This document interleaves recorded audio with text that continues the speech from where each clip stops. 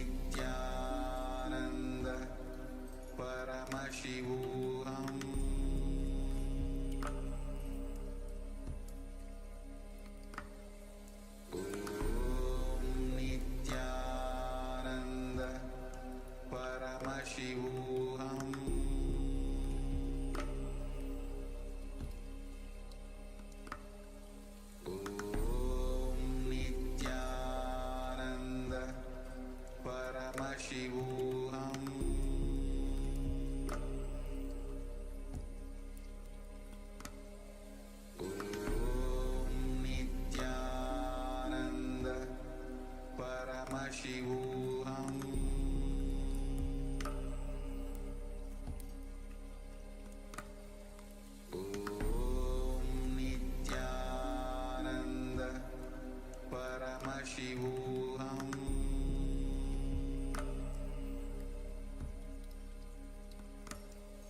Om Nithyananda Paramashivoham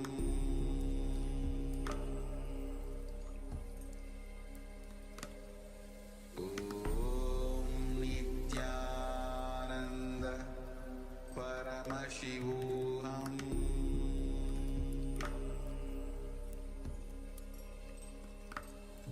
Om Nithyananda Paramashivoham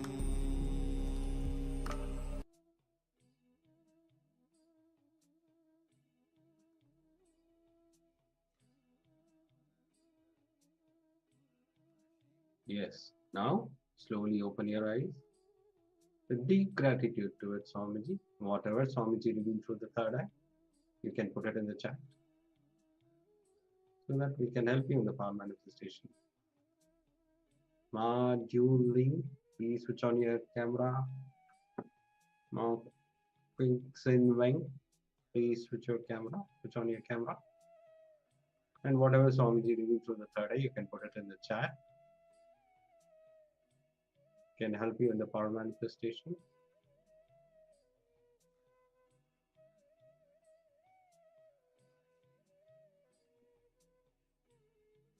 Yes, ma. Dueling and Kixin Wing, ma. Are you able to understand, ma, whatever we are telling, or do you need any Chinese translation?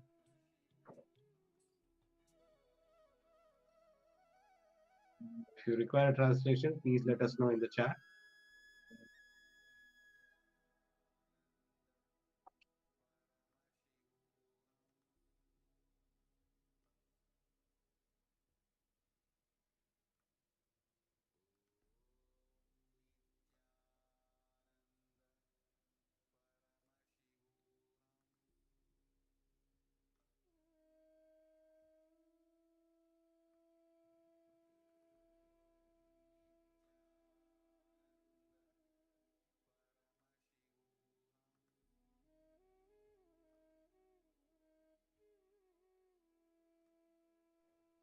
Yes. Now we are going to project the image. Yes. This is a temple in one of Swamiji's hometown. If you have seen the temple or a blue sky or a granite stone, you can put it in the chat. Or trees, anything, or green color, whether it can be a color, it can be a stone, temple structure, or a deity. Whatever Swamiji revealed through the third eye, you can put it in the chat.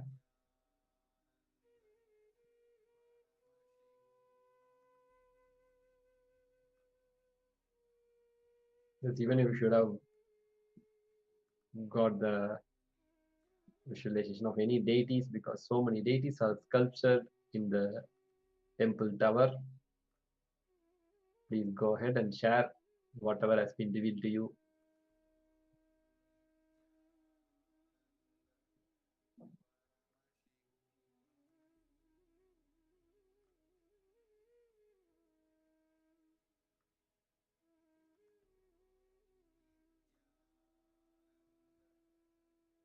Yes. Now, let us enter into the next session. Get ready for the next session.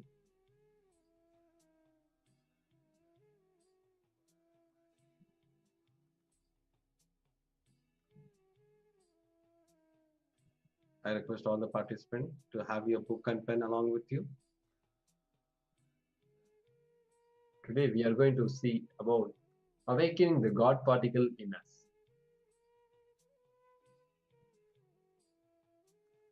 In that first, we are going to look into it about feeling connection with Guru. Guru, the ultimate cosmic gift that each one of us are blessed to have the Guru in our life when Swamiji is there in the physical body. to guide us and to take through us through the enlightenment path. So Hinduism is the most ancient and most peaceful, still living and long-lasting demonstrable system that shows the possibility of peaceful coexistence amongst people despite fundamental differences between in their preferences and realities. If you see over the last 50 years, the effects of meditation and its significant impact on stress, crime rates, violence, and political decisions making, and even in war, even war in local and global consciousness is well established. So this is what our Hinduism radiates. If you see what is SPH's response to humanity's global problems of poverty, hunger, illiteracy, disease, violence, global warming, and continue the ethnocide and genocide of over 80 million Hindus worldwide since 7th century is the revival of Hindu knowledge transition system. We can say the revival of KAILASA is to stop this whole thing, the whole atrocities and attacks happening on Hinduism. KAILASA is the only nation, only Hindu nation which stand for all 2 billion Hindus.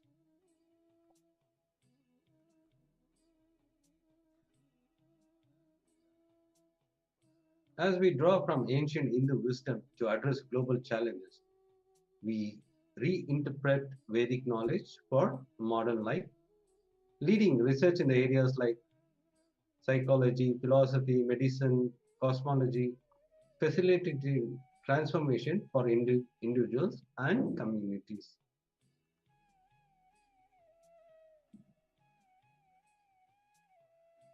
The most complex and simple approach to learning in Hindu education system starts with beautiful mantra. The mantra is uncomparable. The prayer mantra, Om Sahana Vahatu Sahana Bhaktu Sahaviryam Karavayi Tejasvi Navaditmastu.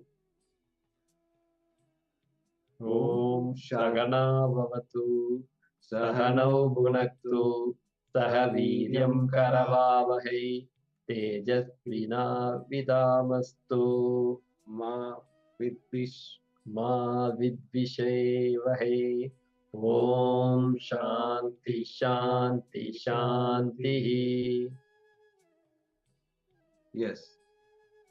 As you listen to this, when you hear sun is rising in the morning, sun is rising in the east, do you have a doubt? Do you believe it? You just see, you are seeing. Attending class in the same manner, when you listen, just keep it hypothesis and see whether it works out or not in your life and widely practice it.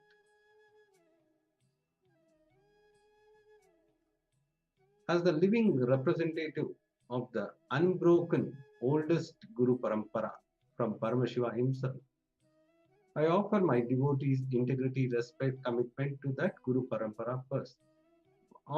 This was given on 16th July 2009 by the Supreme Pontiff of Hinduism. The Supreme Pontiff of Hinduism, Bhagavan Sri Nithyananda Paramashivoham, was declared as Acharya Mahamandaleshwar of the Atal Akada, that is, oldest monastic order. At the age of 35, Atal Akada is the ancient body with history of 1400 years and represents one of the Dashanami Sannyasa Sampradaya, that is, which is 10 ancient monastic orders in Hindu tradition. Who is the Guru in your life? Understand? Who is the Guru in your life? The conscious decision process in you is given a breakthrough by Paramashiva incarnation as Guru. So we are all lucky to have as the Paramashiva as the incarnation in form of the Supreme Pontiff of Hinduism, Bhagavan Sri Nithyananda Paramashivoham. All words, teaching, philosophies, principles are only to inspire you to be with embodied Guru. Once you find the embodied Guru, Guru Vak is your Shastra, scripture, principle, philosophy, Veda Vak, word from the source Hindu scripture themselves. The space which literally makes the Maya shiver and takes you from the perceptual reality to the real reality. That space is Guru Tattva. Understand? The space which literally makes you the Maya shiver and takes you from the perceptional reality to the real reality. That space is Guru Tattva.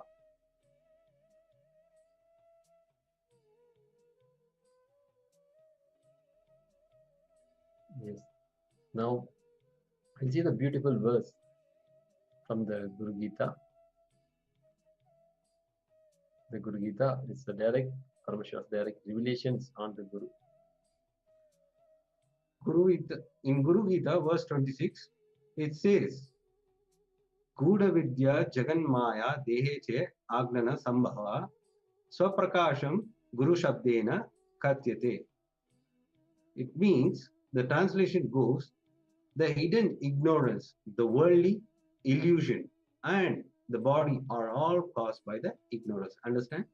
The hidden ignorance, the worldly illusion, and the body are all caused by the ignorance, the absence of the sacred knowledge, by whose grace one attains the direct experiential knowledge and sacred cognition of self, that is Vijnana. He is known by the name Guru. This is Paramashiva's direct revelation on the Guru. Understand?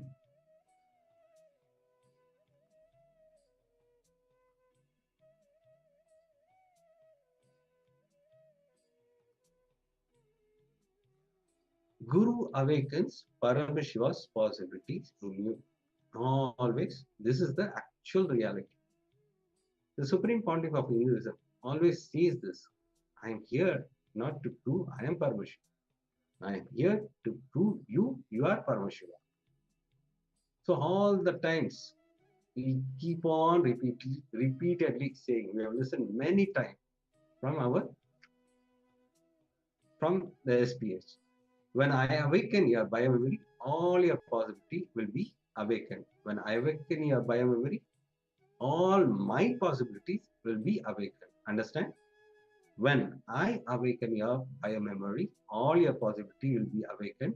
When I awaken your bioenergy, all my possibilities will be awakened. And Shivoham is your possibilities.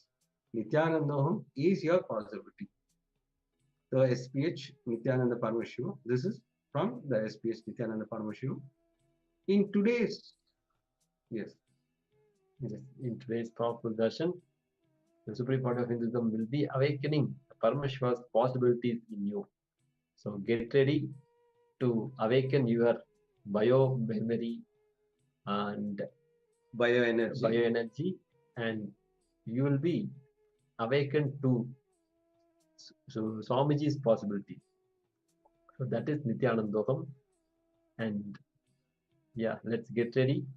And today mostly we'll be having the live darshan. So now itself, please call all your friends and family and invite for the program, Paramashivoham Level 2 program. Please take some time and invite your family, friends, colleagues, everybody to attend this program and tell about this today's darshan also. There's a special initiation is happening.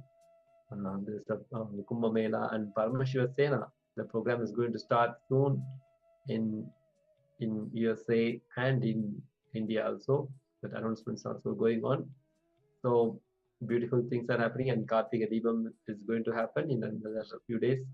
In 4 days, Kartika Deepam Brahmotsam is happening. And Jayanti festival is coming next. So we have a lot of beautiful things and grand festivals are coming. Let's get ready.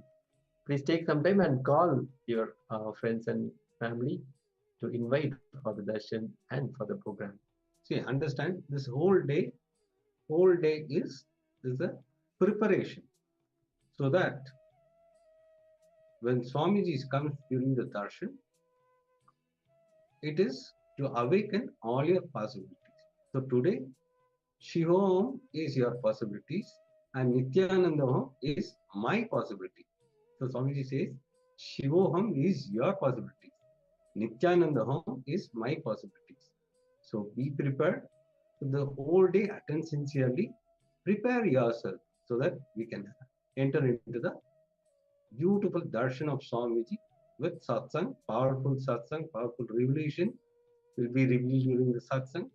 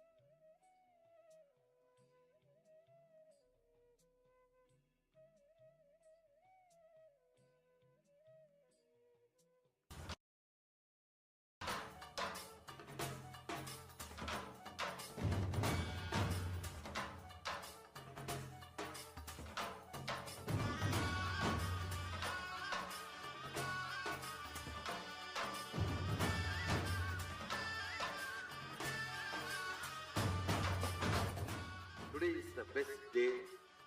Sadashiva appears for Brahma and Vishnu early morning, the form of light shaft, means the consciousness which is beyond time and space enters into time and space. Sadashiva declares,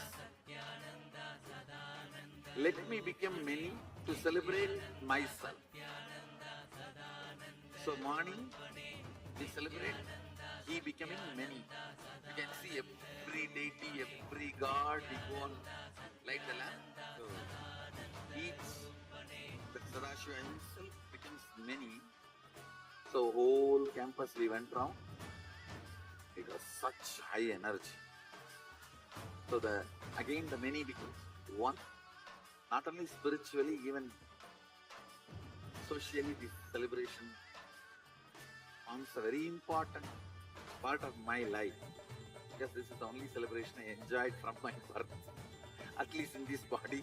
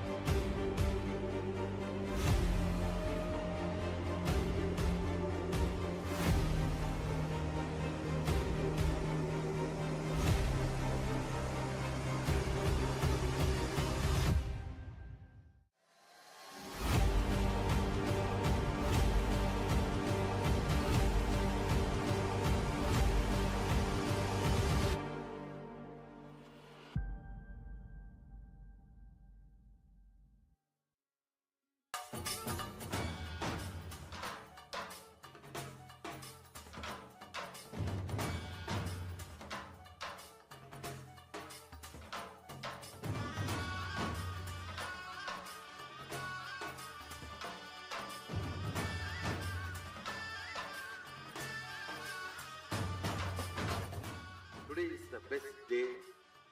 Sadashiva appears for Brahma and Vishnu early morning in the form of light shaft. Means the consciousness which is beyond time and space enters into time and space. Sadashiva declares, let me become many to celebrate myself. So morning we celebrate he becoming many. You can see every deity, every god, we go on light the lamp. So each, the Sadashiva himself becomes many. So whole campus we went round. It was such high energy. So again the many becomes one. Not only spiritually, even socially, this celebration forms a very important part of my life, because this is the only celebration I enjoyed from my birth, at least in this body.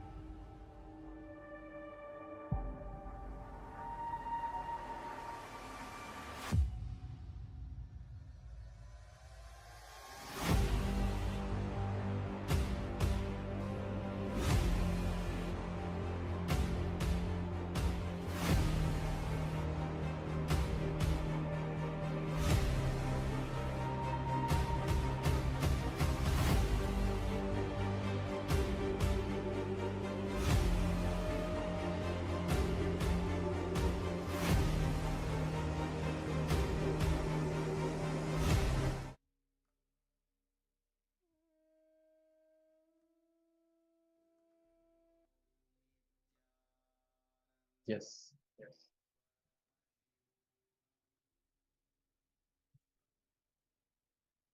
Now, let's enter into the other segments.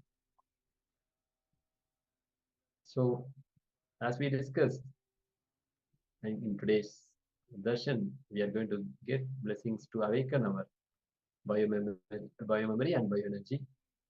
So, now we are going to directly hear from Supreme Pontiff how being in Samadhi, it will awaken our bioenergy and biomemory. Please be seated with your head, neck, and spine in a straight line. Just have your book and pen along with you so that we can enter into the session, Swamiji's session, where Swamiji reveals powerful revelation on awakening the God particle and our ego, how the ego plays, and what all we suffer due to our ego. So let us enter into this session. Get ready. Have your pen and book along with you. Always have this thing, so that whatever clicks you get, you pen it down. That will help you in your daily power manifestation, as well as all the problems which are facing in your life. This powerful cognition will come up and will help you to solve all your problems. Yes, Nithyananda, Lisa, Ma, welcome for the PSM session. Yes, we have already finished the power manifestation. Now we'll be entering into the Swamiji's satsang.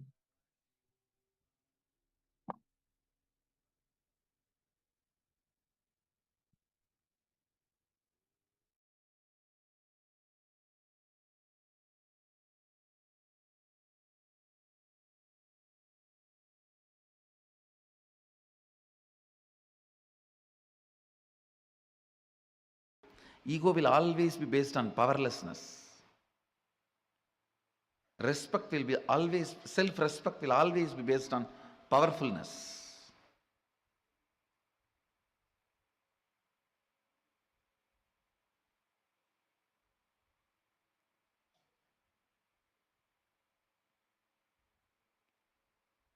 Every time when a problem comes in front of me, I only become more powerful by learning and expressing the method and solving it.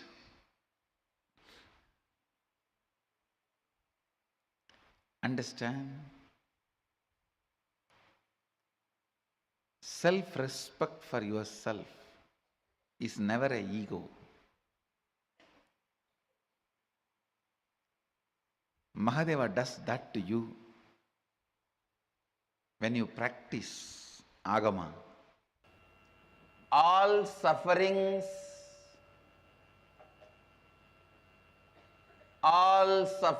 when I say all, I mean capital letter A-L-L. All sufferings is because you forget your identity again and again and again. All the good things are showered on you when you become authentic. Again and again, aligning yourself to authenticity is tapas.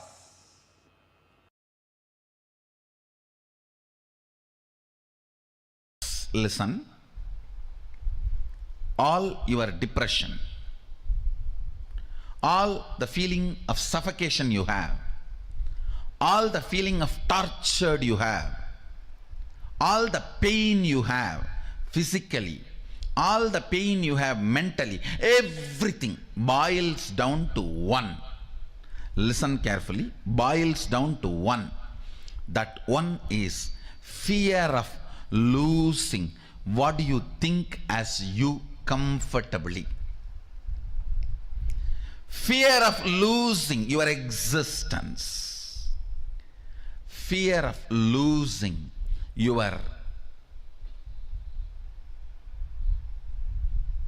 experience as you. You think this is the way you should exist. And anything threatens that existence, immediately the fear is invoked. And when the fear is invoked, understand, you become cunning fox. You start doing all that third-rate strategies in which you think you can cheat life. No. The moment you become wolf, fox, whatever you do is not cheating others. You already cheated yourself.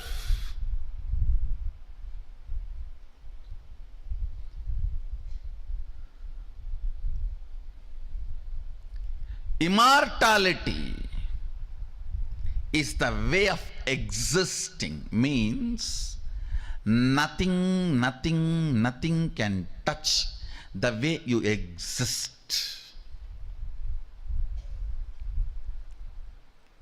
Find that existence of you which gives you a complete feeling that it cannot be changed. It cannot be questioned. It cannot be taken away from you. I have seen some of the most selfish human beings. It is all about me in them. And that stupid me which they are carrying is so insecure and wounded from all corners, full of pus, pain, but they go on protecting that and cherishing that. It is like a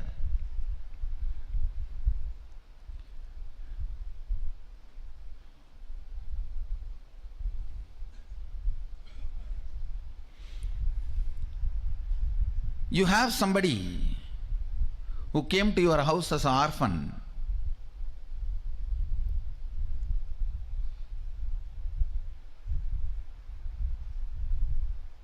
who is paralyzed, mentally deranged,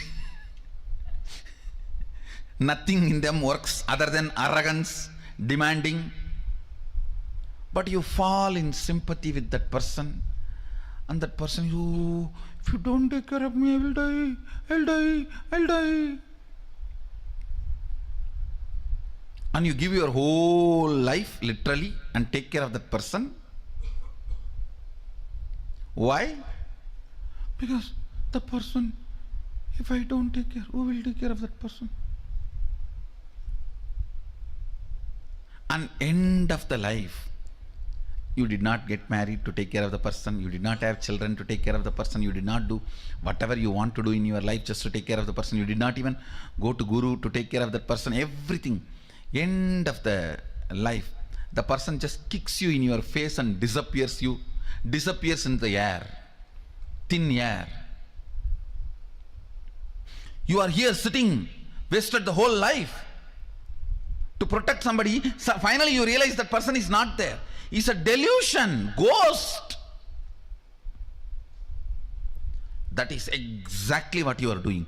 Who you are trying to protect.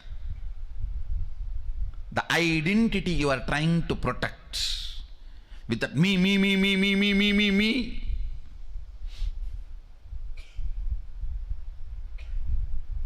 will suddenly disappear in the thin air after sucking your whole life.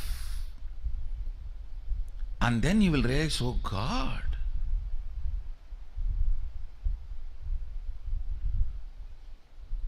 the me in you will be the worst exploiter and cheater of you.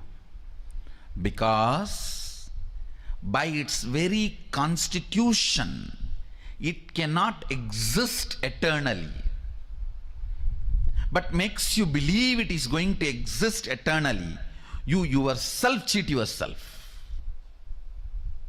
Listen very carefully. You need to understand this word amritatva. There is something in you which does not lose itself even while you go through the dream, while you go through the waking state, while you go through the deep sleep. Relaxing into that something is what I call amritatva, immortality. Start finding that something which does not lose its existence while you go through a dream state or deep sleep state or waking state.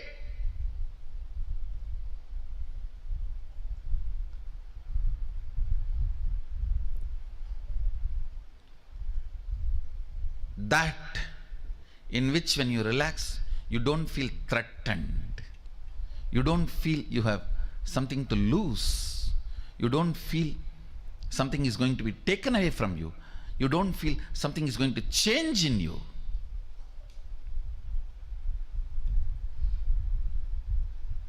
Amritatvam.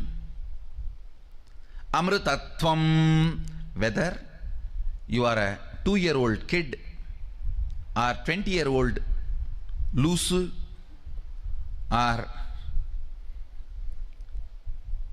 80-year-old Karabolt or 99-year-old about to go get visa, whoever you are, the first priority for you should be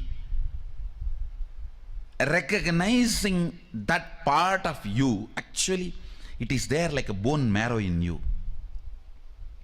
That part of you, see, like how skin, then blood, then bone, and then bone marrow, how the structure of the body. Same way, your ordinary confusions, your ordinary attachments, then your ordinary fears. Then if you dig deep into you, the core you, inside the core you, just like inside the bone marrow, inside the core you is sitting that immortality, amritatva, which you don't lose or which does not recognize any of the physical, mental pains you imagine. You go on imagining physical, mental pain because of the hidden payoffs.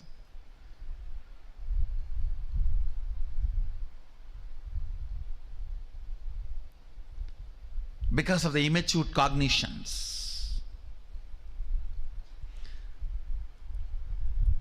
Just like inside your bone, the bone marrow is there. Same way, inside your identity, that immortality is there in the form of a pure light. In the form of a pure consciousness, pure light. Recognizing that part is the first priority.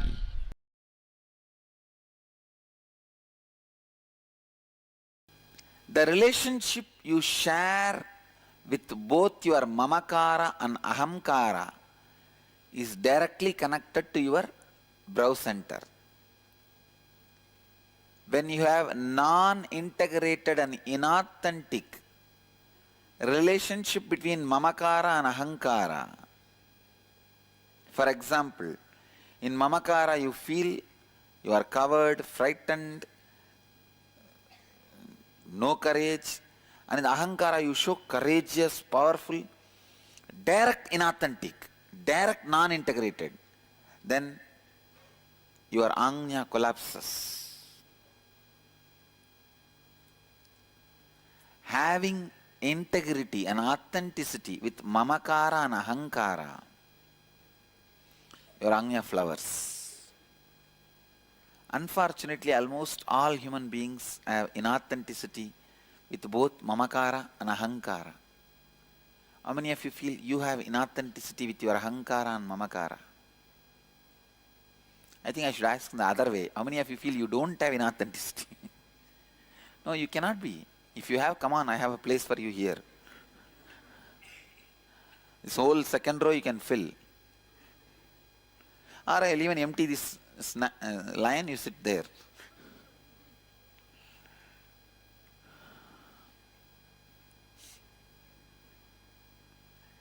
This seat is not that comfortable seat, understand?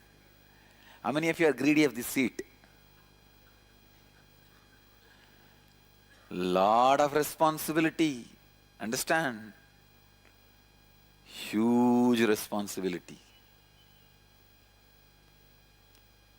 Even the snake, when it bites you, it will tell, you gave me the poison, what can I do? I can vomit this only to your feet. You give me nectar, I will vomit nectar. The Kalinga, that snake, tells Krishna, after trying to kill Krishna, this fellow tells, I vomited poison true, but you gave me that only. Means, for everything you became responsible. Listen. Inside you, you always believe yourself lower than what you are. And outside you, you always project yourself higher than what you are. How many of you are able to cognize this?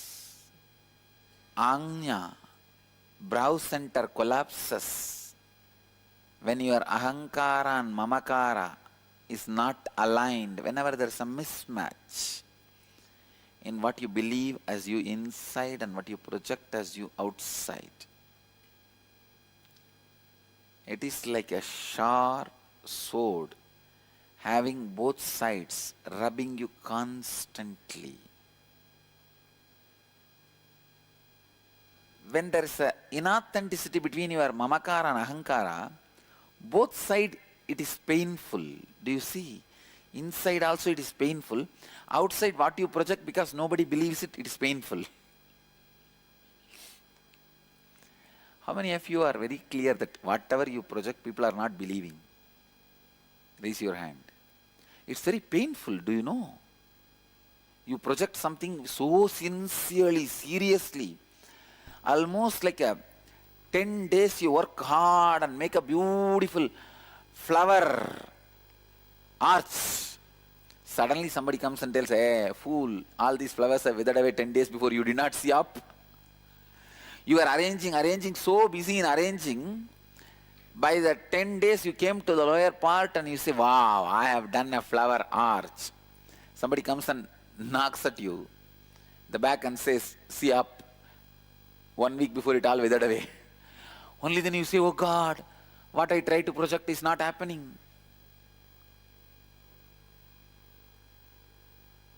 It hurts. It hurts. The inauthenticity of your ahamkara is pulling you down and making you feel shrink. Your life only has two ways. One, egoing or easygoing. If it is not aligned, your mamakara and ahankara, it is egoing. If both of them are aligned, it is easygoing. You can see when someone is egoistic, they become very heavy, serious, start living with disease. I think if you do the process, you will be able to have deeper insights. When you expose your mamakara to the world, you lose effectiveness with people. No, I am not saying you expose. All I am saying is align. See, what your ahankara you project, internalize that itself and make it as mamakara. That's all. So I whatever, am not saying project mamakara to ahankara. Project ahankara to mamakara. oh, whatever I project there, I just believe myself. Yes. Okay. That is easy. Listen. Scan your whole life and identify the specific aspects of your ahankara which leaves you with conflicting experience with others in your life. That is, identify areas of your life where you feel powerless or experience conflict with others because of the thoughts and words you have uttered and the perception about yourself that you have projected to others which is not aligned with what you experience as you inside you. For example, you have projected an image to your boss that you are very efficient, and deep within you project an image to yourself that you are a failure. So your efficiency is not showing up in your work and your boss is not happy with you. This may leave you with a conflicting experience in your relationship with your boss. This is an example. Understand, whenever you feel powerless or experience conflict in your life, there is surely some inauthenticity in that aspect of your life. Second, look deeply within and identify the inauthenticity in those conflicting aspects of you that you project to others as you. Identify the words you utter about yourself to others which are not according to the peak of your capacity. That is, what do you think of as your peak capacity and what do you project to others as the peak of your capacity. Identify the words you utter to others about yourself which you did not honor and fulfill. Now restore integrity and authenticity in those aspects of your life. Complete with others who are involved in the respective conflicting situations in your life. Actually, this fourth and fifth is you are supposed to be doing in the house. First three only you are supposed to write answer. Fifth is now with integrity and authenticity, give a new word to others about yourself. Give a new commitment to others which is aligned with the peak of your capacity.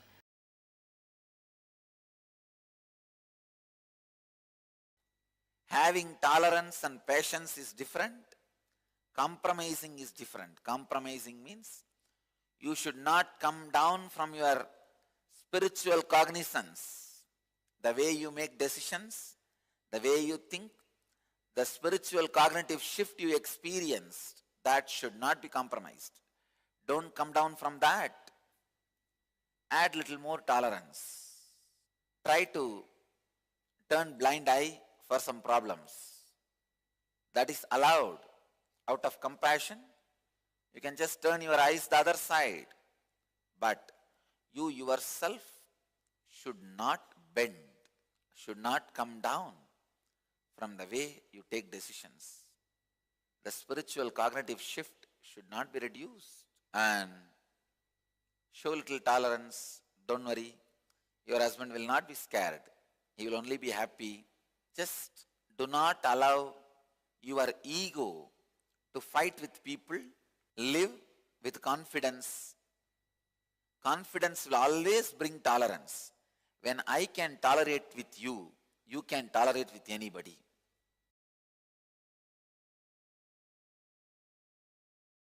The first question today is from Nathan Myers, who's saying, Dear Great Master, will you please give us the best way to renounce the breath of the human body so we may transcend the ego and release all attachment to the mind and body? Thank you for your highest teaching. Exhaling is renunciation of the breath you inhaled. Inhaling is the renunciation of death you are retaining in your body.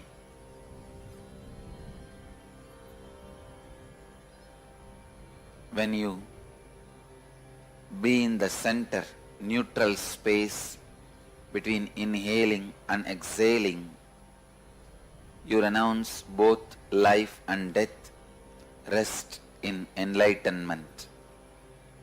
Inhaling is life, exhaling is death. Being in the neutral space, center of the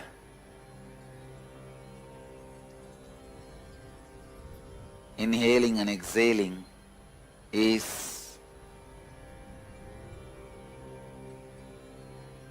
enlightenment, samadhi space.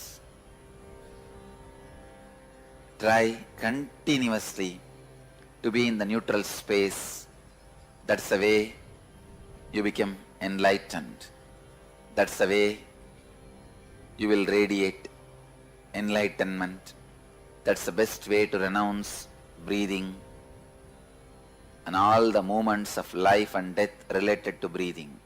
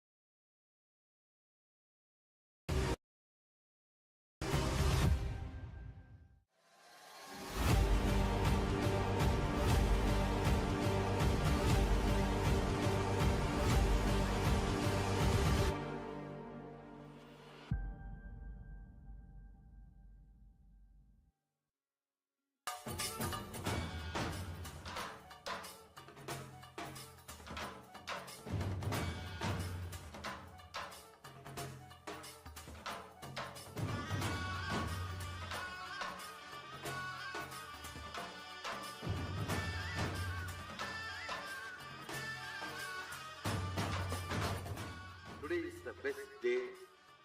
Sadashiva appears for Brahma and Vishnu early morning in the form of light shaft. Means the consciousness which is beyond time and space enters into time and space. Sadashiva declares, let me become many to celebrate myself. So morning, we celebrate he becoming many. You can see every deity, every god, we go on light the lamp. So each, the Sadashiva himself becomes many.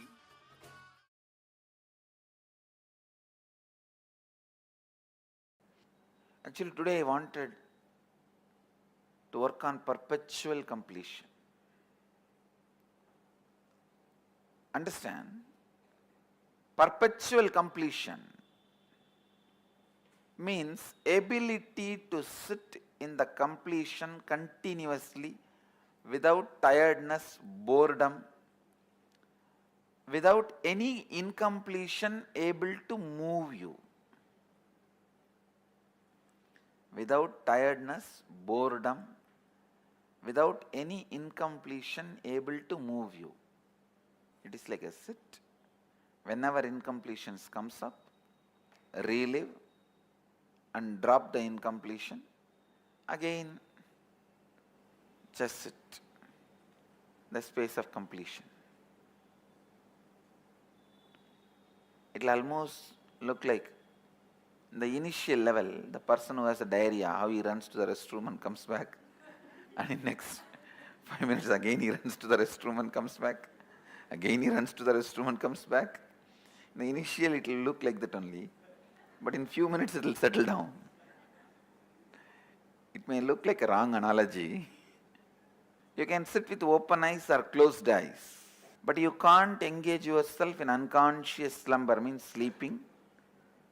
You can't engage yourself in just getting lost in the flow of thoughts. No.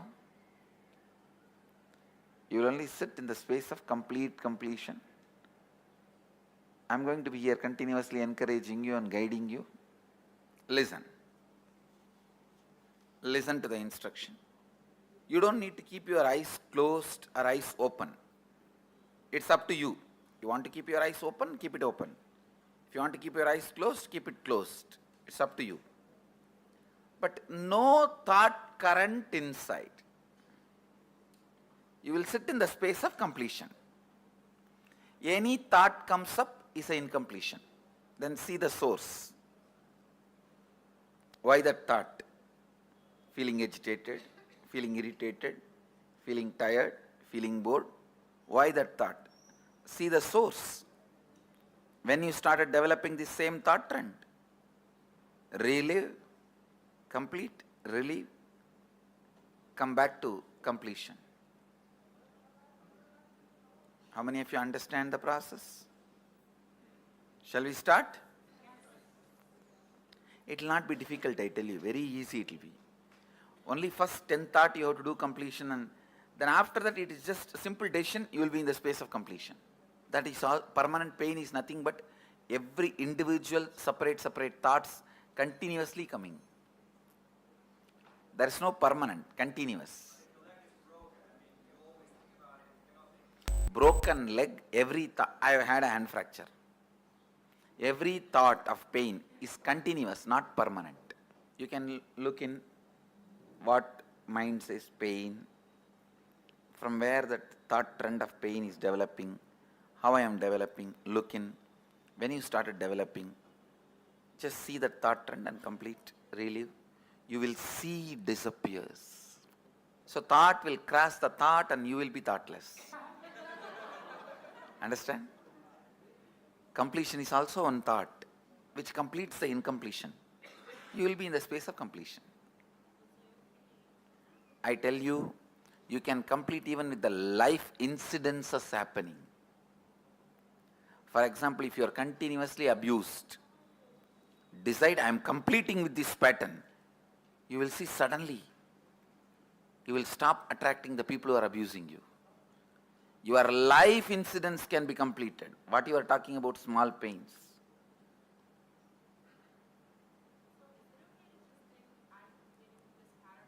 Yes. I think going through a little bit inside and reliving will help you. No, that hatred to go in is one more pattern.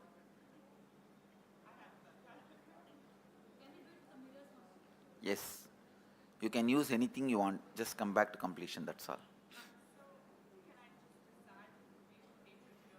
You can. Everything in this session I am trying to teach you is completion is your simple decision.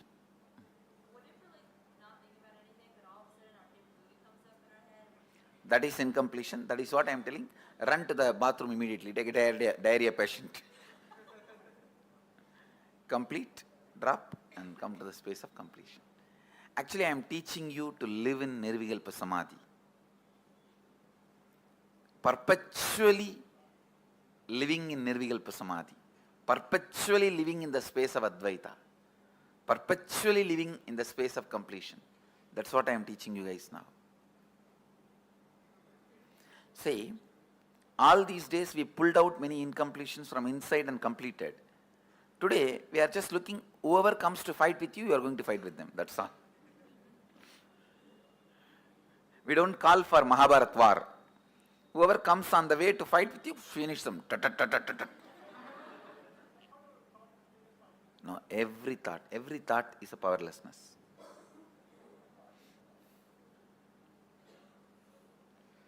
Shall we start? Yes. You don't need to close your eyes or tie the ribbon. Just sit. If you want to close your eyes, you can close. If you want, you can pick up your mirror. Let's start.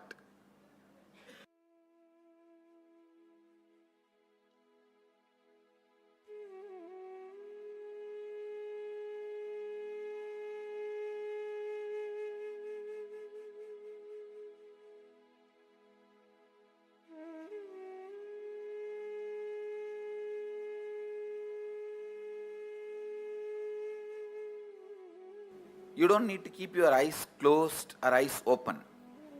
It's up to you. You want to keep your eyes open, keep it open. If you want to keep your eyes closed, keep it closed. It's up to you. But no thought current inside. You will sit in the space of completion. Any thought comes up is an incompletion. Then see the source. Why that thought? Feeling agitated, feeling irritated, feeling tired, feeling bored. Why that thought? See the source. When you started developing this same thought trend, relive, complete, relieve, come back to completion.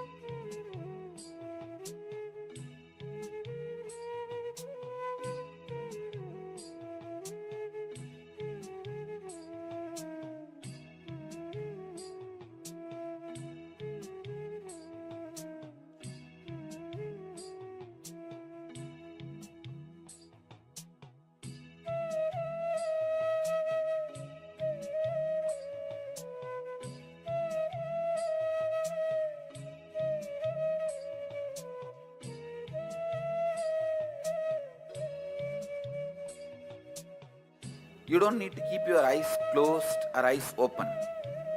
It's up to you. You want to keep your eyes open, keep it open. If you want to keep your eyes closed, keep it closed. It's up to you. But no thought current inside. You will sit in the space of completion. Any thought comes up is an incompletion. Then see the source. Why that thought? Feeling agitated, feeling irritated, feeling tired, feeling bored. Why that thought? See the source. When you started developing the same thought trend, relive, complete, relieve, come back to completion.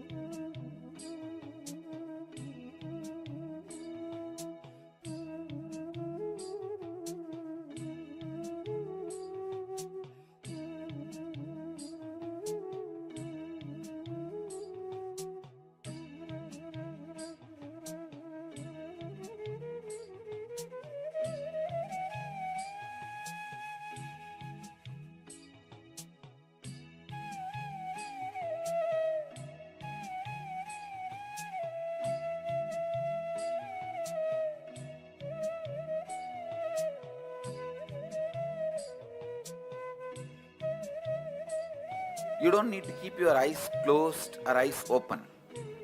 It's up to you. You want to keep your eyes open, keep it open. If you want to keep your eyes closed, keep it closed. It's up to you. But no thought current inside. You will sit in the space of completion. Any thought comes up is an incompletion. Then see the source. Why that thought? Feeling agitated, feeling irritated, feeling tired, feeling bored. Why that thought? See the source. When you started developing the same thought trend, relive, complete, relieve, come back to completion.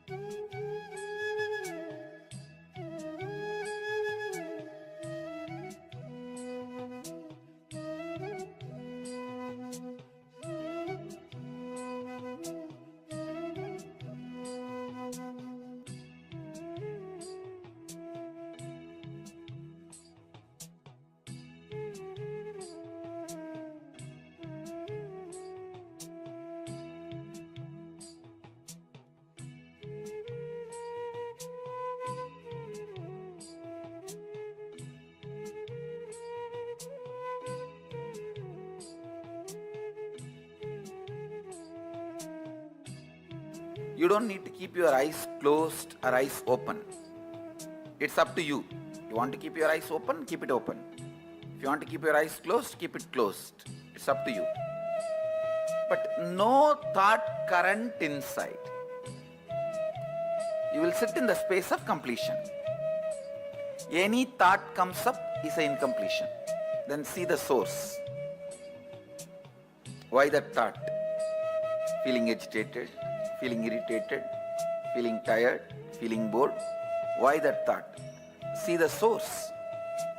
When you started developing the same thought trend, relive, complete, relieve, come back to completion.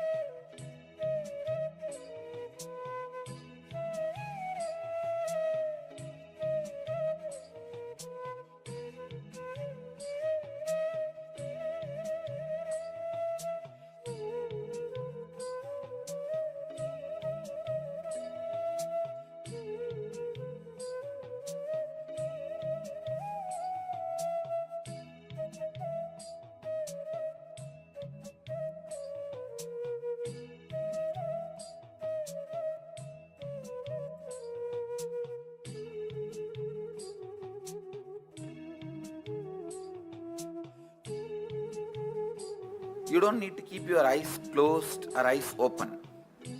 It's up to you. You want to keep your eyes open, keep it open. If you want to keep your eyes closed, keep it closed. It's up to you. But no thought current inside.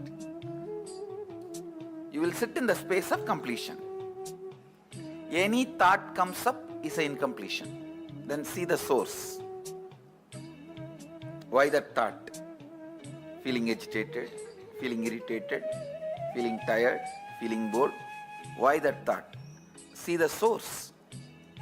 When you started developing the same thought trend, relive, complete, relieve, come back to completion.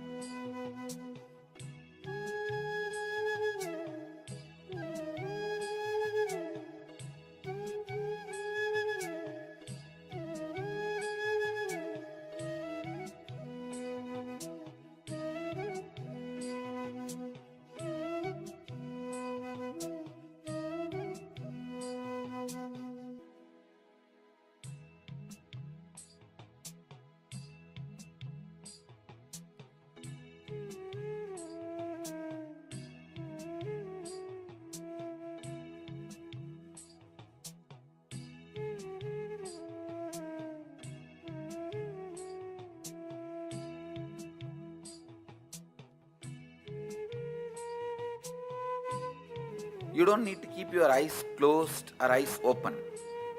It's up to you. You want to keep your eyes open, keep it open.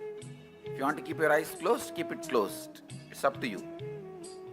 But no thought current inside. You will sit in the space of completion. Any thought comes up is an incompletion. Then see the source. Why that thought? Feeling agitated, feeling irritated, feeling tired, feeling bored. Why that thought? See the source. When you started developing the same thought trend, relive, complete, relieve, come back to completion.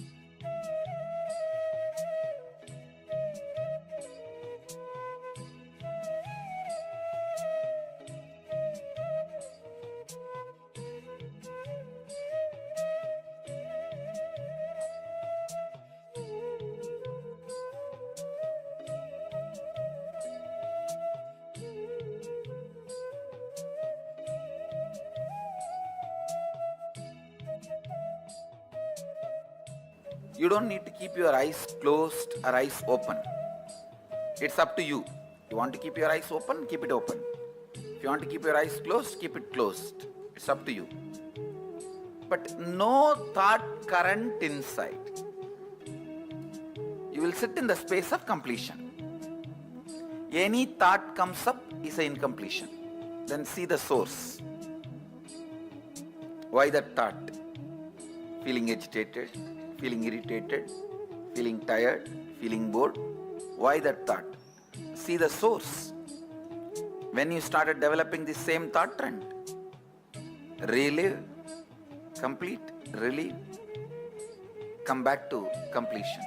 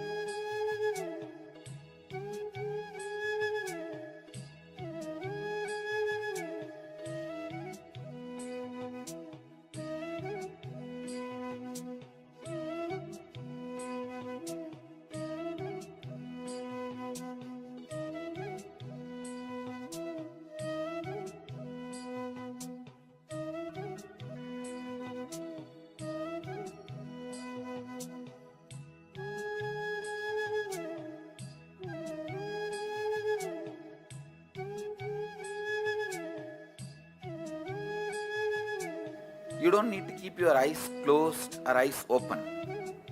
It's up to you. You want to keep your eyes open, keep it open. If you want to keep your eyes closed, keep it closed. It's up to you. But no thought current inside. You will sit in the space of completion. Any thought comes up is an incompletion. Then see the source. Why that thought? Feeling agitated, feeling irritated, feeling tired, feeling bored. Why that thought? See the source. When you started developing the same thought trend, relive, complete, relieve, come back to completion.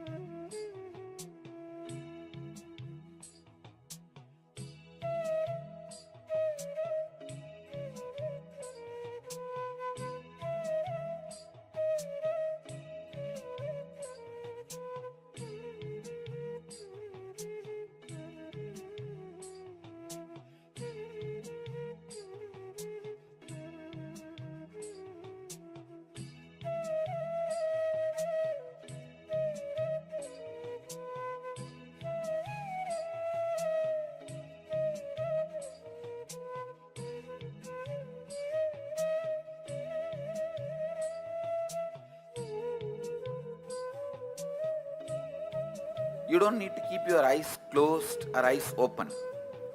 It's up to you. You want to keep your eyes open, keep it open. If you want to keep your eyes closed, keep it closed. It's up to you. But no thought current inside.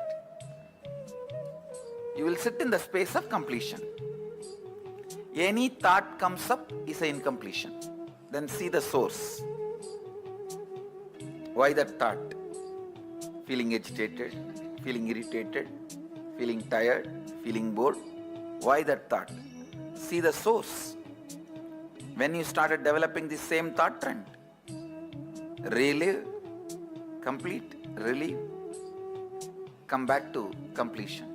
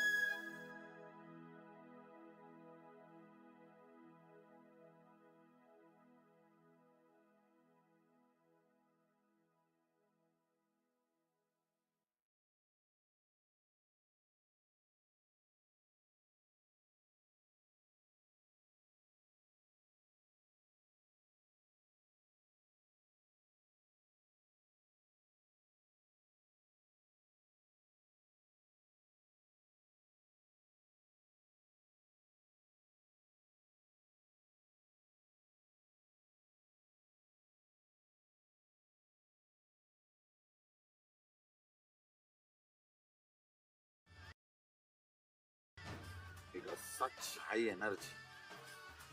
So again the many becomes one, not only spiritually, even socially. This celebration forms a very important part of my life, because this is the only celebration I enjoyed from my birth. at least in this body.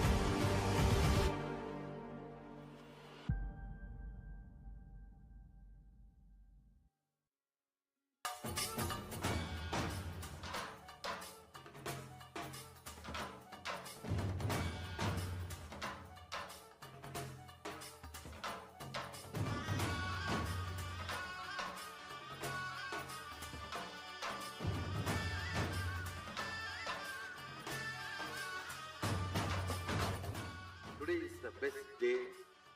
Sadashiva appears for Brahma and Vishnu early morning in the form of light shaft. Means the consciousness which is beyond time and space enters into time and space. Sadashiva declares, let me become many to celebrate myself. So morning we celebrate he becoming many. You can see every deity, every god, we go on light the lamp. So each, the Sadashiva himself becomes many. So whole campus we went round. It was such high energy. So again the many becomes one. Not only spiritually, even socially this celebration forms a very important part of my life, because this is the only celebration I enjoyed from my birth, at least in this body.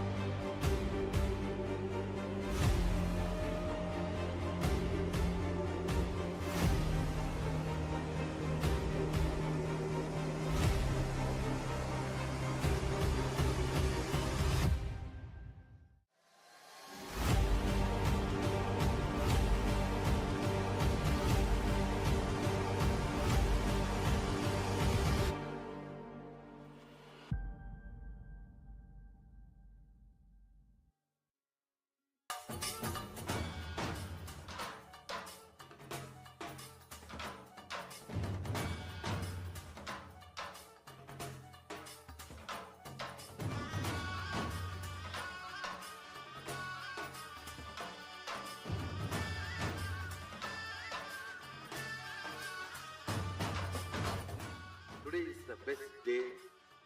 Sadashiva appears for Brahma and Vishnu early morning in the form of light shaft.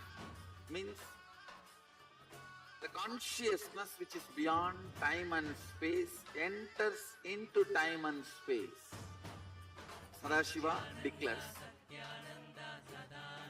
let me become many to celebrate myself.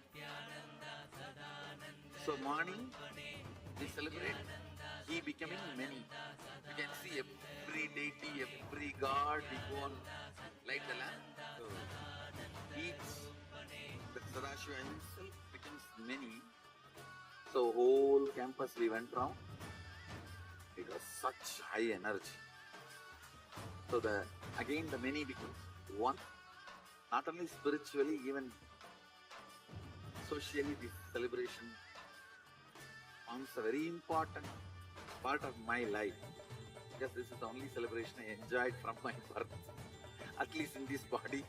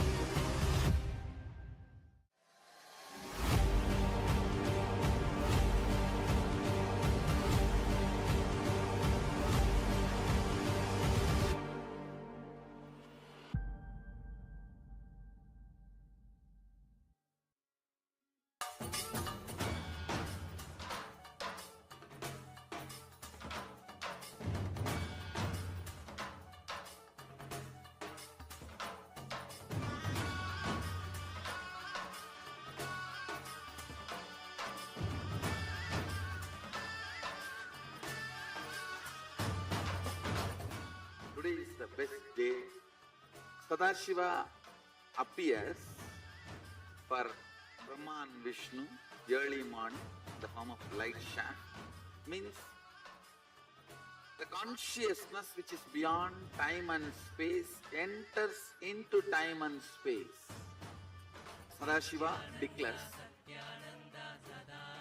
let me become many to celebrate myself.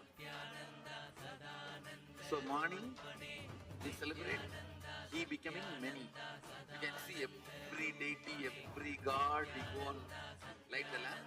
So each the Sadashiva.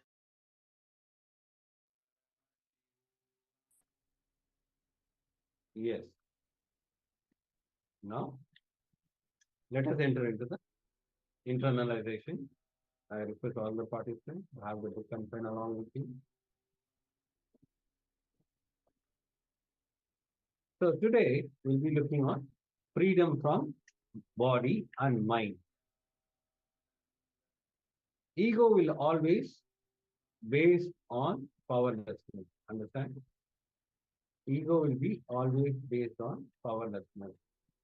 Respect always be based on self-respect, will be always be based on powerfulness. Understand this?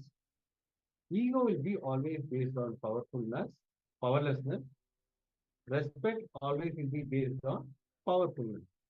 Understand? Self-respect for yourself is never ego.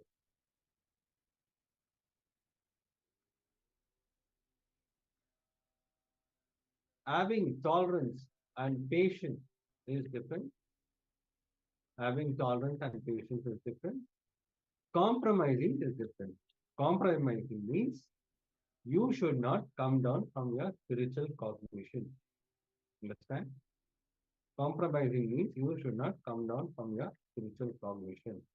The way you make decisions, the way you think, the spiritual cognitive shift you experience That should not be compromised. Do not come down from that. So add little more tolerance. Try to turn blind eye for some problem. Add little more tolerance. Try to blind eye for some problem that is allowed out of compassion. Just some problem can be blind eye because that can be allowed based on out of compassion. You can just turn your eyes to the other side, but you should not bend. That is the most important thing. You can just turn your eyes to some problem, but you should not bend. Should not come down from the day you take decision. Yes. So, for the sake of other people, for example, you have some powerful cognition that you decided you're going to live by. Just because there's some external circumstance, you yourself should not stop following that decision. But you see another person who might have not had that insight, that understanding. To them, you don't have to be so harsh. You can turn a blind eye to them out of compassion. They also need to learn that is right, but they might have not yet had that understanding. So out of compassion, you can turn a blind eye towards them. Let us now enter into the actual internalization exercise. Scan your whole life and identify the specific aspects of your ahankara, which leaves you with conflicting experience with others in your life. Just like this example, many times you make a decision in your life, you're very clear about it, but the people around you, they do not immediately align to what you want to experience as your new reality. And you fear the friction, you fear the resistance. So like this, look in and based on your outer image, look what are the conflicting experiences that are being created. It's going to be the first step.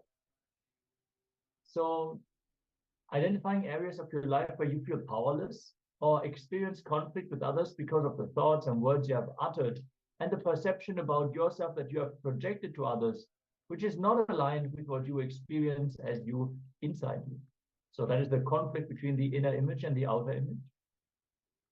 Understand whenever you feel powerless or experience conflict in your life, there is surely some inauthenticity in that aspect of your life. So let us take a few moments, look through our life. Even recent incidents are okay because these patterns recreate themselves all the time. So look in, scan your life, your whole life, and identify the specific aspects of your ahankara, your outer image that you are projecting, how you want to show yourself. Those aspects which leave you with conflicting experience with others in your life. If you have any questions about this step of the process, let us know. If there's any clarity you need, we'll happily help you out. Make sure you have your pen and paper ready and you write it down elaborately. If you want, you can first make a list and then add details, but it should be elaborate.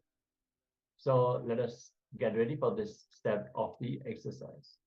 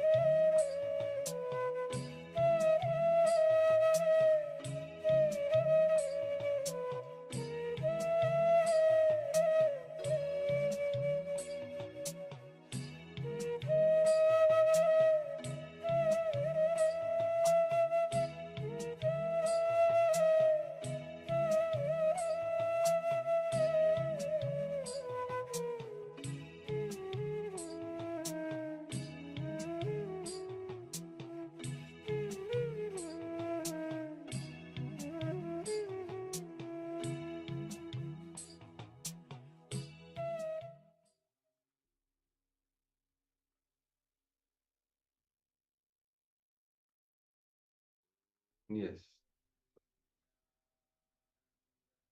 Now we will enter into the step 2. Here you are going to look deeply within and identify the inauthenticity in those conflicting aspects of you that you project to others as you. So here you are going to identify the inauthenticity in those conflicting aspects of you that you project to others as you. Yes, take a few moments and look into these incidents wherever you feel you're projecting some inauthenticity. So that means you have a higher potential and you know that you have a higher potential. But on the outside, you show something which is less. You show, I'm not able to do this. You're projecting yourself as you, as lower. For others to think that you're not able to do this, maybe you just don't feel like doing it, or you yourself are convinced. But if you look in closely, you will see that these are inauthenticities. So let us take a few moments, hand down elaborately, and if you have any questions, let us know so we can help you in this exercise. So for an example, I can give you, like you are in an office, so you have a department's work, you know they have shifted to some other department, you are qualified for it, but you ignore because of you don't want to take that responsibility. So that is where you stop you stop yourself. So because you don't want to take the responsibility, you just say no, I don't know how to do this, but there are ways to learn and do it. But we simply stop ourselves from taking the responsibility. So you can pen down all this.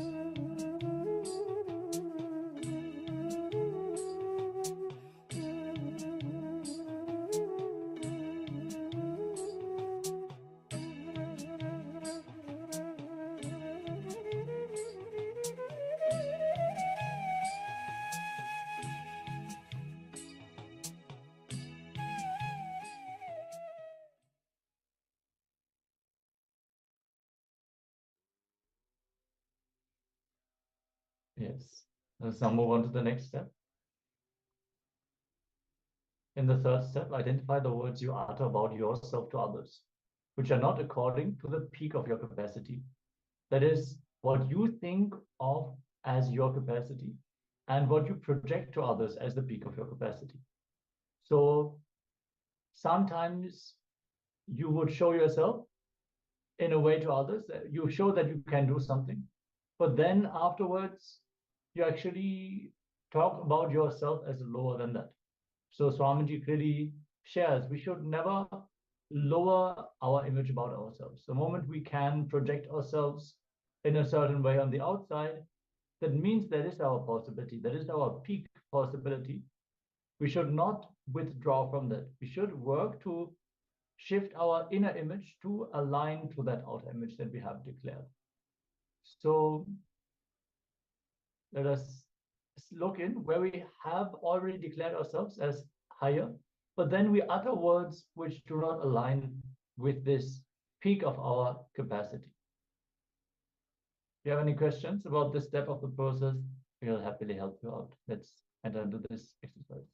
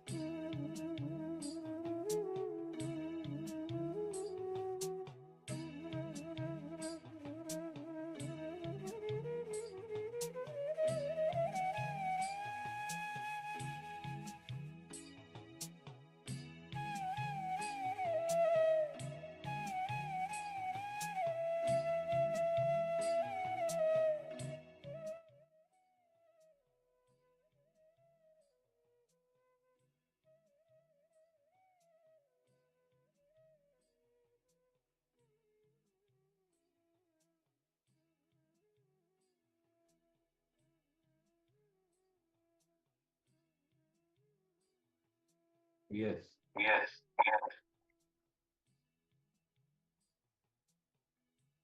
Now, let's enter into the step 4.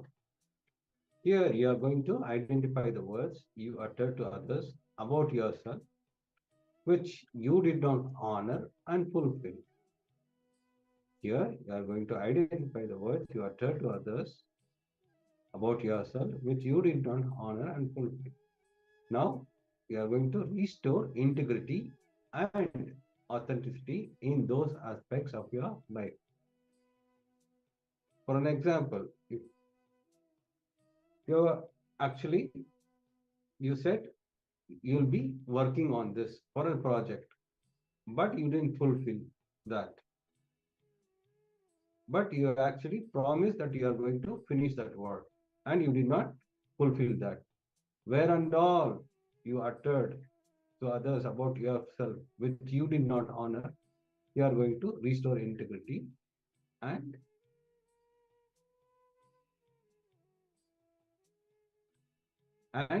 restore integrity and authenticity in those aspects of your life.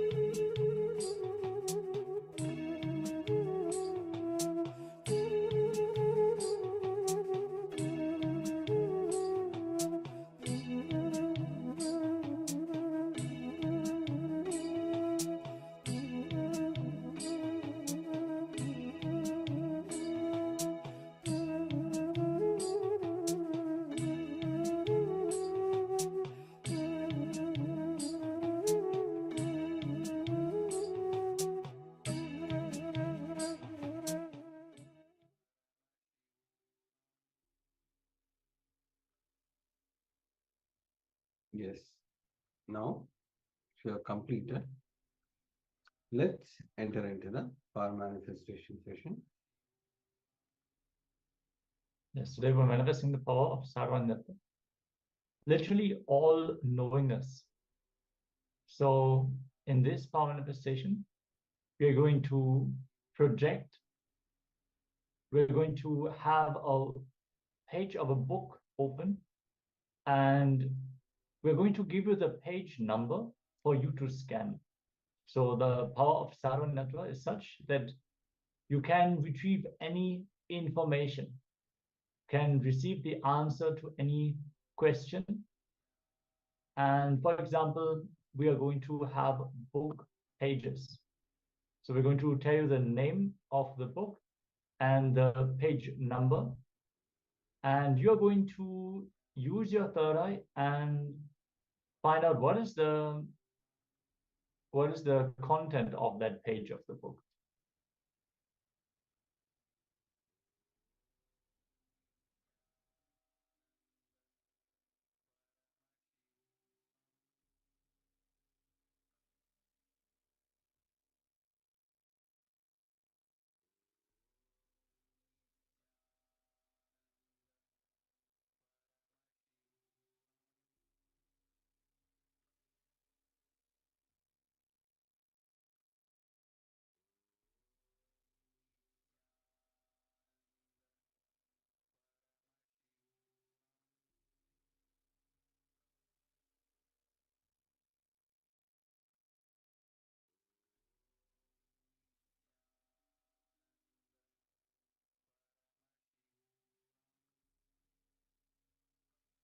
Yes, you have the Shastra Pramana to the power of Saranatva, all knowingness, all pervadingness. From the Spanda Karika, section 3, Vibhuti Spanda Sutra 3.7. In that, the translation goes, Anena dishte yada sarvajnatata tata svatmana adhisthana sarvatrayam bhavisyati. The translation goes, just as all knowability, that is sarvajnatva, in respect of the body occurs when it is pervaded by the spanda principle, have omniscience or all-knowingness, etc., everywhere. Yes. So we're going to open the page number 385 of the USK Foundation Coffee Table book, the history book. So start connecting with Swamiji in your third eye and chant the Mahavakyam. Om Nithyananda Paramashivoham. Om Nithyananda Paramashivoham. Om Nithyananda Paramashivoham. Connect to Swamiji and let him reveal what is the content of the page number 385 of the coffee table book. Keep chanting the Mahavakyam and then share what all information you have received, what is the content of that page, before we are going to show and read out the page on screen. Let us continuously chant the Mahavakyam and enter into this round of the power manifestation.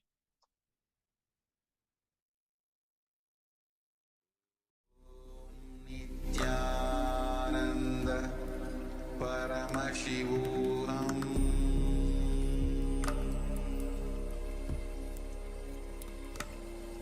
Om Nithyananda Paramashivoham.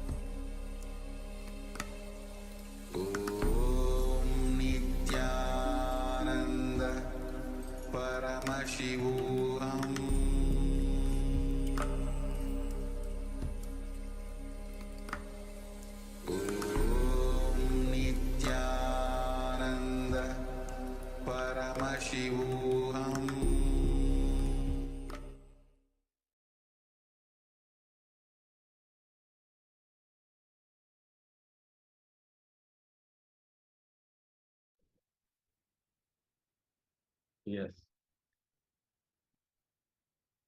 Now, Start sharing. Yeah. You can start sharing whatever Swamiji revealed to the current.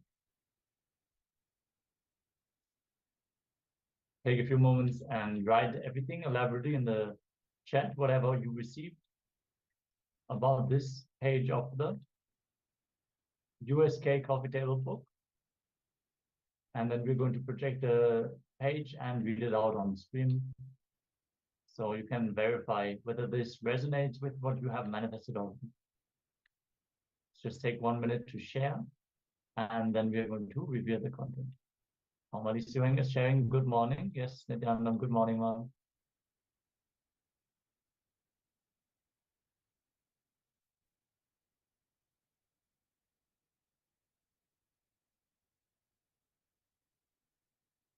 Requesting our participants to also come on camera throughout the sessions and start interacting. This will make this program much more lively and involved. And this is how we can help you. When you share your breakthroughs, your struggles, your questions, misunderstandings, even if you get something wrong, if you share that, then we can shine light on that. We can help you. So make sure to participate actively in the Zoom chat as well. Naturally, if you're tuning in from any other social media, you can also share your questions and comments and remarks in the chat. We are happy to read that and respond to you as soon as possible. So now let us project the page number 285 on screen.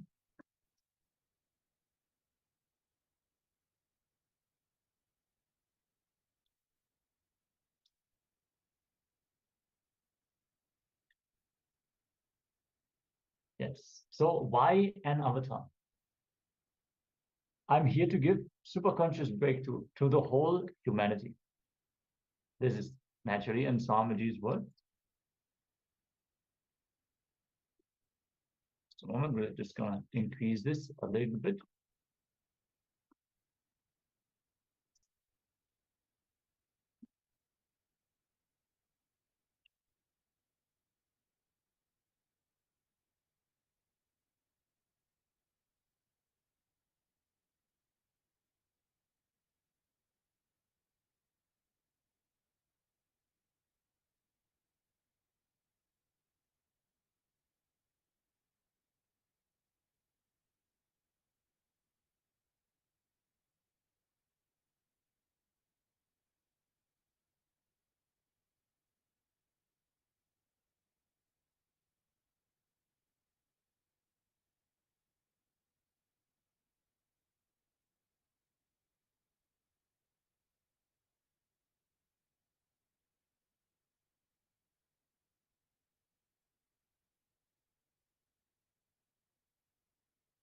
Yes, it is time humanity gets this superconscious breakthrough. I'm here manifesting KAILASA to give superconscious breakthrough to the humanity. On the 7th January 2021, in the presidential address on the Avatara Dinotsavam, whenever there is a serious danger for the Shrishti, the creation, whenever there is a serious danger for the life itself, whenever life needs to be pushed to the next level, whether the DNA needs to have a quantum jump in its natural selection process, or a conscious breakthrough needs to happen, avatars descend. For too long, human beings have spent without having the next level breakthrough. If human beings have spent 1,000,000 years as monkeys to have a breakthrough to become human being, almost 10 times more than that humanity has spent as human beings without having the next breakthrough. Humanity has wasted too much time in wars for land, wars for mind, and wars for man-made wealth ideal. Humanity is in a critical situation. Human beings have created so much of destruction that if we don't have a superconscious breakthrough now, we may cease to exist. Humanity needs a superconscious breakthrough now. From the 11th December 2018, it's just that some happening of the avatar. What is superconscious breakthrough? The consciousness which embodies the body and mind needs to start operating in the next level of frequency. A new body, a new mind, a new internal and inter organs need to be built for a new being to manifest. To give this superconsciousness breakthrough, the avatar has happened. And why do we need an embodied avatar? The cosmic superconsciousness need to descend in the embodied form to initiate humanity to give that next level breakthrough. Embodied beings can only receive the superconscious breakthrough from an embodied being. Thus, it is the utmost compassion of the avatar to descend into the physical plane to raise humanity to the next level. In Srimad Karanagama, it extols the great signs of a descent of an avatar and how Paramashiva in his Avyakta, the unmanifest form, manifests into his Vyakta, the manifest form of the avatar. It says, Ityevam Nishkalam Proktam Param Bhavamiti Spritam Srishtitham Lokashrutam Lokasyo Pati Karanam Sadhakanam Itatham Tu Swechaya Grahate Tano. In the way Shiva, who is Nishkala without any body and part, who is the ultimate supreme being, who is established in the creation, who is the cause of creation of the universe, assumes a body out of his free will for the protection of the universe and for the welfare of the spiritual seekers and devotees. This is from Srimad Karanagama, Purva Bhaga, Patala 71, Sakalopati Vidhi, Sloka 8 and 9. Yes, so if you can resonate anything about the landing of the avatar, or a lot of the context about avatars really was contained in this page. Yeah, any of the words picked up, let us know and celebrate your power manifestation as we are now getting ready to enter into the next segment of the day. We're going to have a segment on the freedom from body and mind, followed by a short meditation. Requesting all of you to settle down. Again, requesting all the Zoom participants to please be on camera, and let's get ready as we're going to receive both this jnana and the guided meditation from Swamiji himself.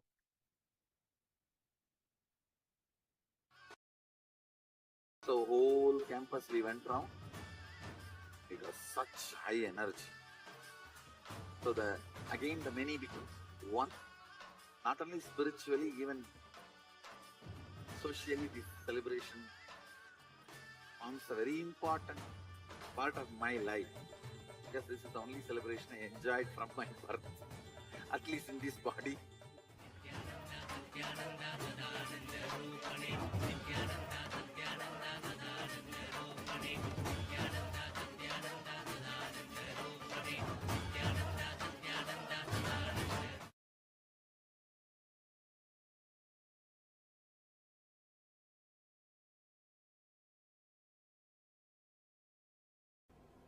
Please understand how our mind works, how we process information, how we perceive things, how our senses perceive information, and how you take decisions, how you move in your life. First, for example, you are seeing something through the eyes. Let us take this scene. Now you are seeing something. Here I am explaining only based on eye. You can replace it with ears. You can replace it with the taste. You can replace it with smell. You can replace it with touch. With any pleasure, you can replace it. Here I am giving an example of eye. And this scene. Let us take the example of this scene. You are seeing me. First, your eyes will catch the picture or the scene. This will be taken to chakshu. Chakshu means the energy which is inside the eyes. This is called indriya. Please understand, eyes are not seeing. Through eyes, the energy is seen. Through eyes, something else is seeing. How to understand this? Sometime, your eyes will be wide open. If you are intensely listening some music, even if somebody walks in front of you, you will not know. Your ears are open. If you are intensely reading something, even if some sound happens, you will not hear the sound. It means you are not hearing just through eyes or just by ears. Something else is seeing through eyes.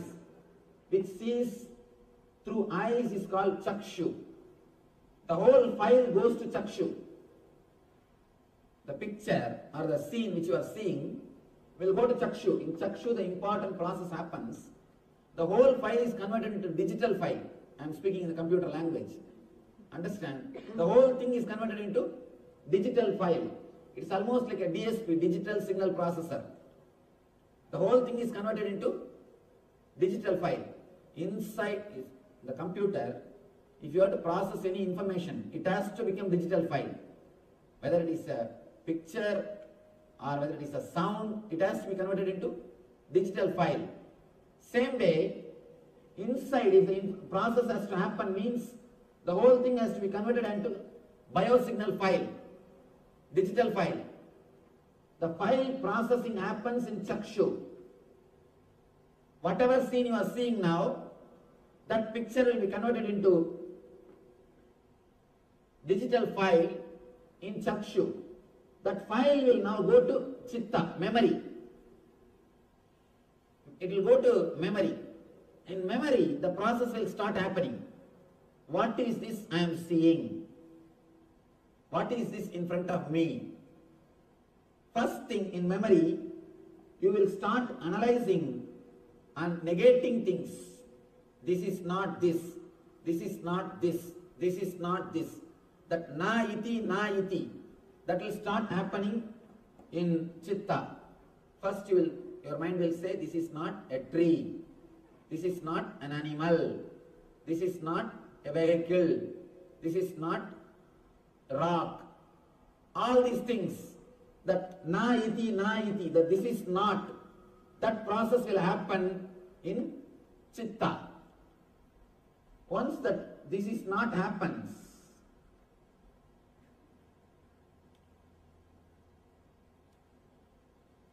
the file goes to mind. The mind starts saying, this is it, this is it. In mind, you start saying, the mind starts the identification process.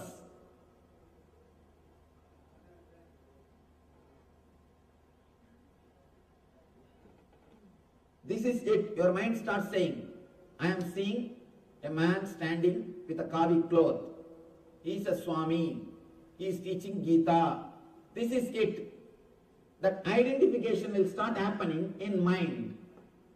Then the file goes to buddhi, your intelligence. The intelligence does the process. What is there between me and this scene? What is the connection between me and the scene? What way I am related to him? What way now I am related to this scene? Your buddhi will start analyzing with all your earlier experiences. Last 4 or 5 days I attended. It was really nice. I think it's really nice. Or if you think, no, I wasted my time yesterday itself. This is not worth. Some decision your buddhi will take.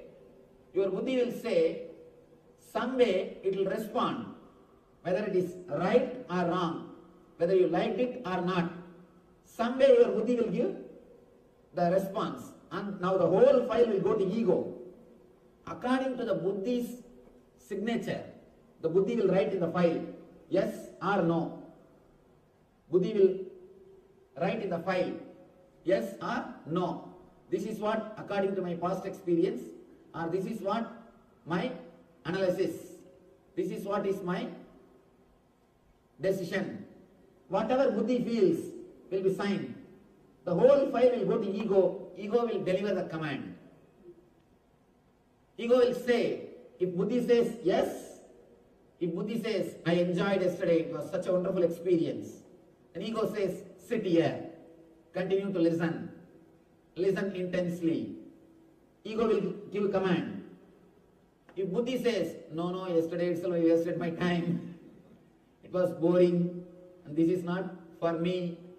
If ego says, if buddhi says, this is not for me, immediately the ego gives the command, come, let's move.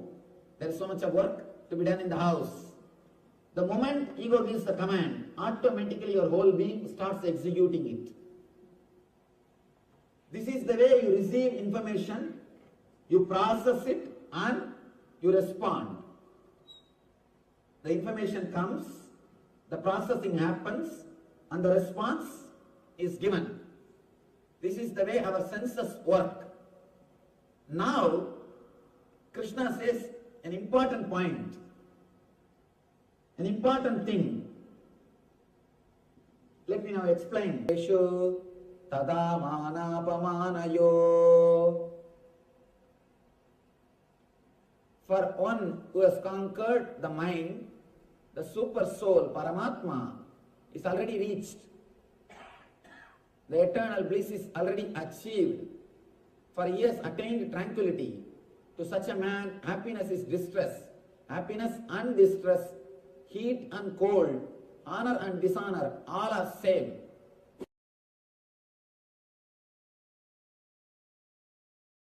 Listen carefully. I'll not only logically establish, I'll establish it experientially.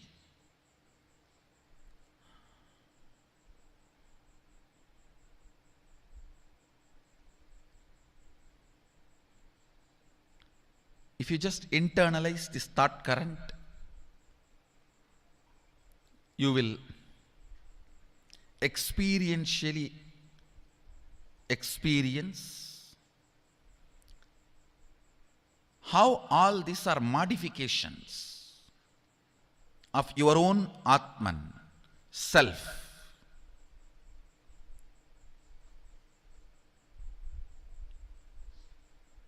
Your own existential experience is only one, your Atman.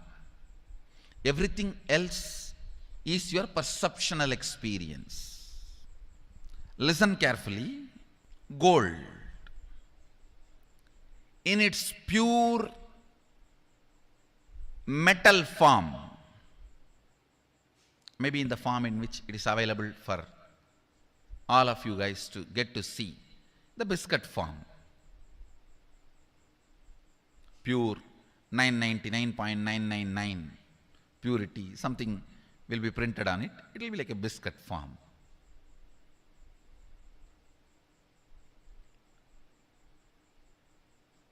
That is the existential reality, existential experience. Everything made out of it, whether it is a crown or the earrings or the chain or the udyanam or the ring, everything made out of it is a perceptual reality, not existential reality. Your Atman, in its pure space, is only the existential reality. Everything else is perceptual reality. Listen. Actually, this truth is like it has to be drilled into your system. Then, even in the dream, you will remember, is this perceptual reality or existential reality? If you remember in the dream, is this perceptual reality or existential reality, you will wake up. In the waking state, if you remember, is this perceptual reality or existential reality, you will be awakened. Understand? In the dream, if you remember and question, is this existential reality or perceptual reality, you will wake up to the waking state. In the waking state, if you question, is this perceptual reality or existential reality, you will be awakened to the awakened state. Dream to waking up to awakening up.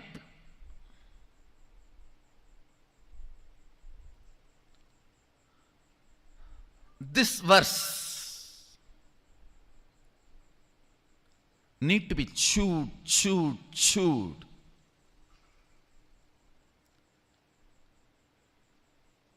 If you have chewed the betel leaf or chewing gum, you know what is the real chewing. Just like that, it should be chewed in your inner space.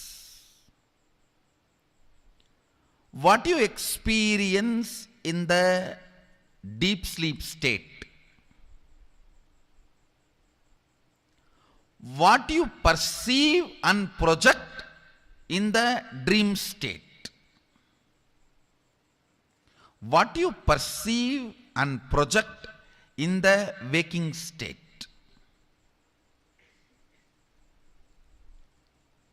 about all these three, you should start drilling. Please understand. I am going to give you some conclusions, some understandings from my Atma Pramana, which is in tune with Apta Pramana. You should go on with chewing that. Then it will become your Sakshi Pramana. Listen carefully.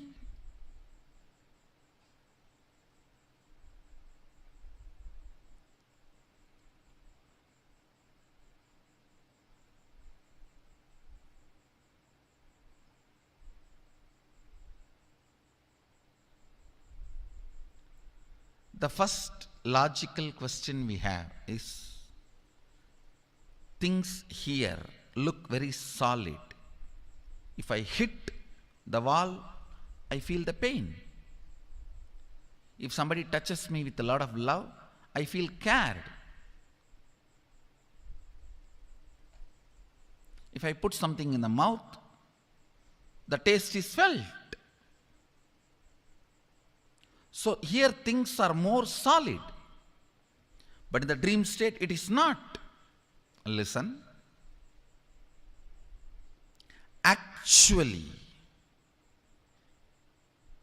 in the dream state also, if you dream as if you are falling, you will experience fracture in the dream state. How many of you had the dream you have fractured yourself? Raise your hand. That's all. When you wake up, the fracture does not exist. It's different. But in that state itself, as long as you are in that state, there also everything is solid.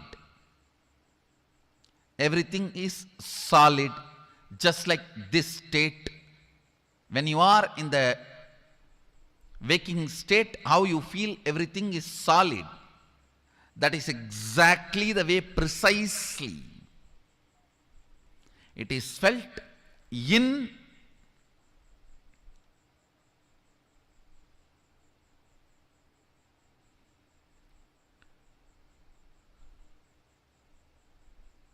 dream state also.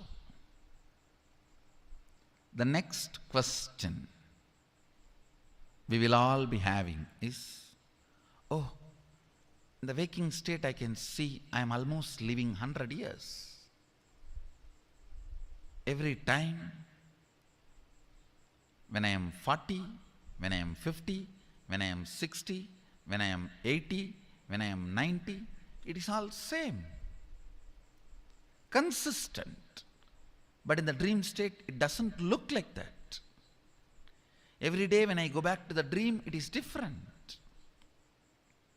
Listen. Listen carefully to understand this question. How many of you have dreamt in one night itself you are writing examination and you are getting married, then the nightmare you wake up?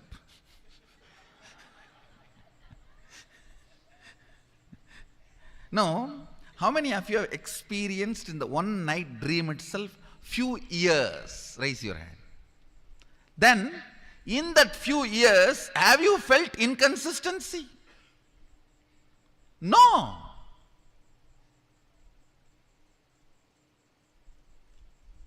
So who knows, this whole 100 years is not one night dream. Maybe you are writing examination, you are getting married, and kid, meeting the master, he roars in the dream, and you wake up. Oh, who knows? Suddenly now you may wake up and say, whole thing was dream, Swamiji. Listen. Perception of time, perception of stability is not existential, it is perception, because how you feel the time looks very solid in this waking state. You feel the same way in the dream state, but when you wake up, you understand it was not true as you felt in the dream state. Listen careful.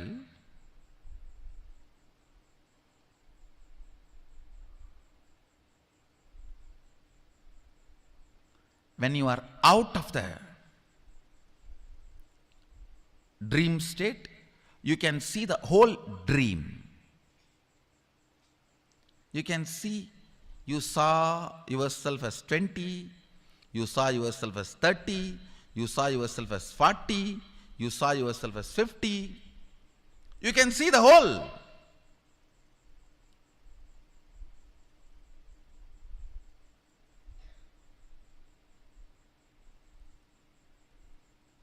Actually, when you are awakened, you can see the whole of this waking state. Suddenly you feel the fear. Oh God, then what about all the plans I did, all my ambitions? I put so much energy, intelligence, and I fought for it. What is this? Suddenly whole thing is dream. No. Even if it is dream, it's okay. I want to live here because I have put too much energy in it. That is what I call pattern. Pattern means not letting your consciousness evolve in the natural flow of the existence. Even if I don't appear to you as a guru, the natural flow of existence, life, is hardwired to remind you by the continuous mild shocks about the true existential experience of life in the form of change. Every time when you lose a relationship or when you lose somebody near and dear one, either you lose them or you lose their love, you are reminded about the impermanence. This whole thing is perceptional existence, not existential existence. This whole thing is perceptional reality, not existential reality. Listen.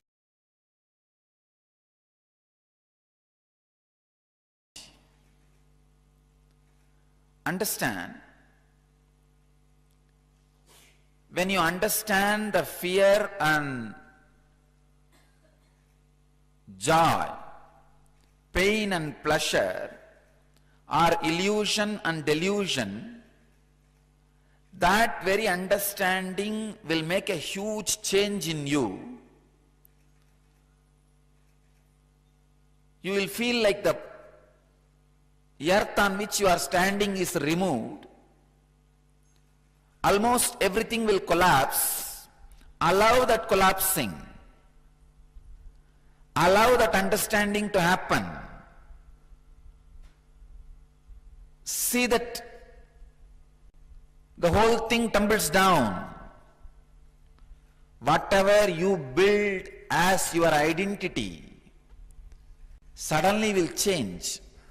All your strategy planning for your future will suddenly change. All the logic with which you build your life will completely be shaken. Allow that. Do not have the fear. Then what is reality? Allow this tumbling to happen. Allow this shaking to happen. By understanding that our courage, our fear, our greed, our pains and our pleasure all are illusion and delusion. Yesterday I was giving you a beautiful example.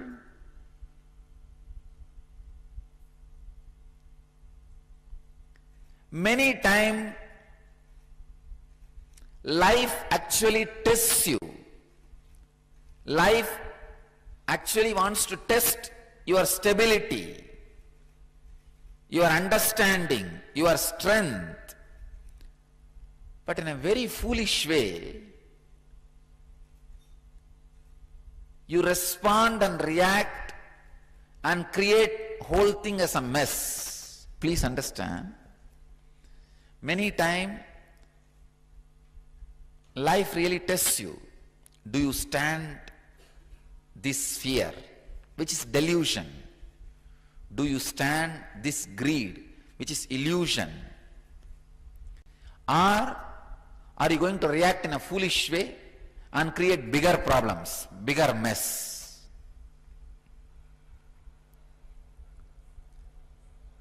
Whenever fears take over you, or greed takes over you, when courage takes over you, when the pain takes over you, look into it. What is the percentage of it is real and what is the percentage of it is illusory or delusory? As I told you yesterday, I am coining a new word, delusory. It may not be in the Oxford dictionary. Let's add in our dictionary. See what is the percentage of it is contributed by the illusions and delusions, and what is the percentage can be attributed to the real incident, may not happen in your life. Let me give you a story. I have a story for you. The FBI had an opening for an assassin. So they started interviewing people. After all the background checks, interviews and testings were done, there were 3 finalists, 2 men and a woman. For the final test, the FBI agents took one of the men to a large metal door and handed him a gun. We must know that you will follow your instructions, no matter what the circumstances. Inside the room you will find your wife sitting in a chair. Kill her. The man said, you cannot be serious. I can't shoot my wife. The agent said, then you are not right man for the job. Take your wife and go home. He was sent. The second man was given the same job. He went inside and all was quiet for 5 minutes. The man came out with tears, and to the agent he said, I cannot kill. Then the agent said, you are not the right man. Take your wife and go back home. Finally, it was the woman's turn. She was given the same instruction to kill her husband. She took the gun, went into the room, shots were heard, one after another. They heard screaming, crashing, banging on walls. Then all was quiet. The door opened slowly. There stood the woman, wiping the sweat from her brow. Agent asked, what happened? She said, this gun is loaded with blanks. So I had to beat him to death with the chair. Many times life gives you the gun with blanks to test. But unfortunately, you make mess. Stand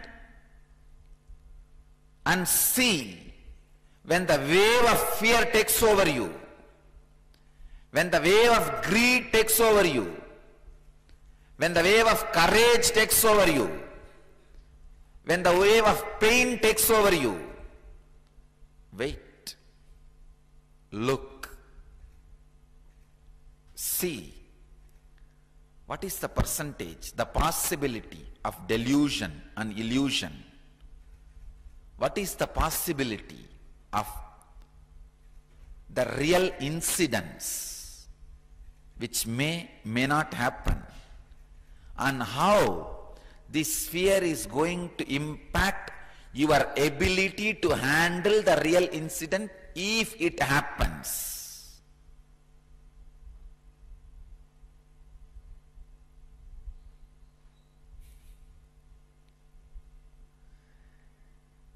The ability to face, the ability to look, the ability to see. Please understand.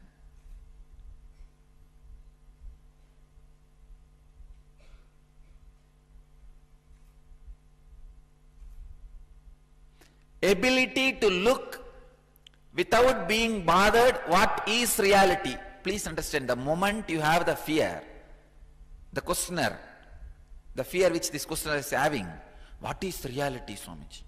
Means you don't want to let go these delusions and illusions. Don't bother. Let go. Let go. What is reality will flower in you. Allow that flowering. Now don't bother. Now don't worry too much about it. Allow the delusions and illusions to be removed from your inner space. You will see the real incidents, which is reality, will never hurt you.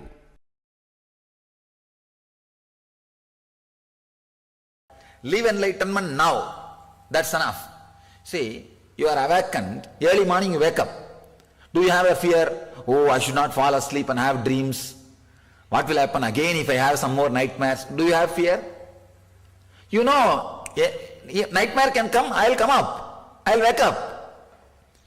So same way, you will not be afraid to fall back into this world and get up, because you know your true nature is this. See, once you know the true nature is this reality, you don't have fear of falling asleep and having a nightmare. Do you have the fear? No. You know, even if there is a nightmare, after a certain peak, you will wake up. Same way, once you are awakened, you know, even if you fall back into the same Maya, if certain amount of pain or suffering is built, you will wake up. You will wake up. There is an automatic waking up system. Once you wake up, the automatic waking up system is there. You don't have to be afraid, oh, I will fall back into the same Maya, I will fall into the same rut. Nothing. You will never be a same person. You will never fall back into that same person. Don't worry. Who put the question? Rishi. Which would be more, the fear of the known or fear of unknown? I am unable to gauge. Neither fear of known nor fear of unknown. Fear of fear is the most horrible fear. Fear that you may have fear or you will have fear is the most horrible fear. Understand? Any definite thing does not create fear in you. You know for sure next year you are not going to become Bill Gates. You are not afraid of that. But there is a possibility you may gain little money or less money. You have your border. Within that only your fear will be playing. Fear, you may have fear itself within your possibility only. Within your possibilities only. You know for sure there are certain things in your life. You will never be afraid of that. Those few certain things. Death is a possibility, it is not certainty. See, death incident itself is certainty. But the time and the way in which it will happen, all those things are possibilities. We are afraid because the possibility, the freedom is there. The possibility is there. So the worst fear is fear that you may have fear. That's the worst fear. Nothing else is worse than this fear. Known, unknown, even known things can create fear. Even unknown things sometimes may not create fear. But the fear that you may have fear. Afraid of fears, that is the worst fear. Especially these phobias and all is fear of fears only. The moment you have an idea you may have this phobia, you will start having that effect of that phobia.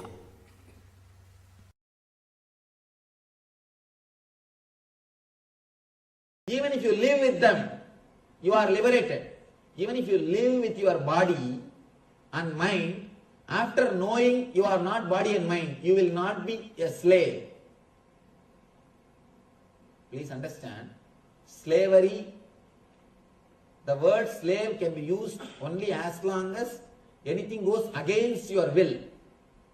After knowing the body and mind, even if you live with the body and mind, you are not slave. You are not slave. Let me tell you a small story from a life of a great sage, Greek sage, Diogenes. It's a great enlightened master.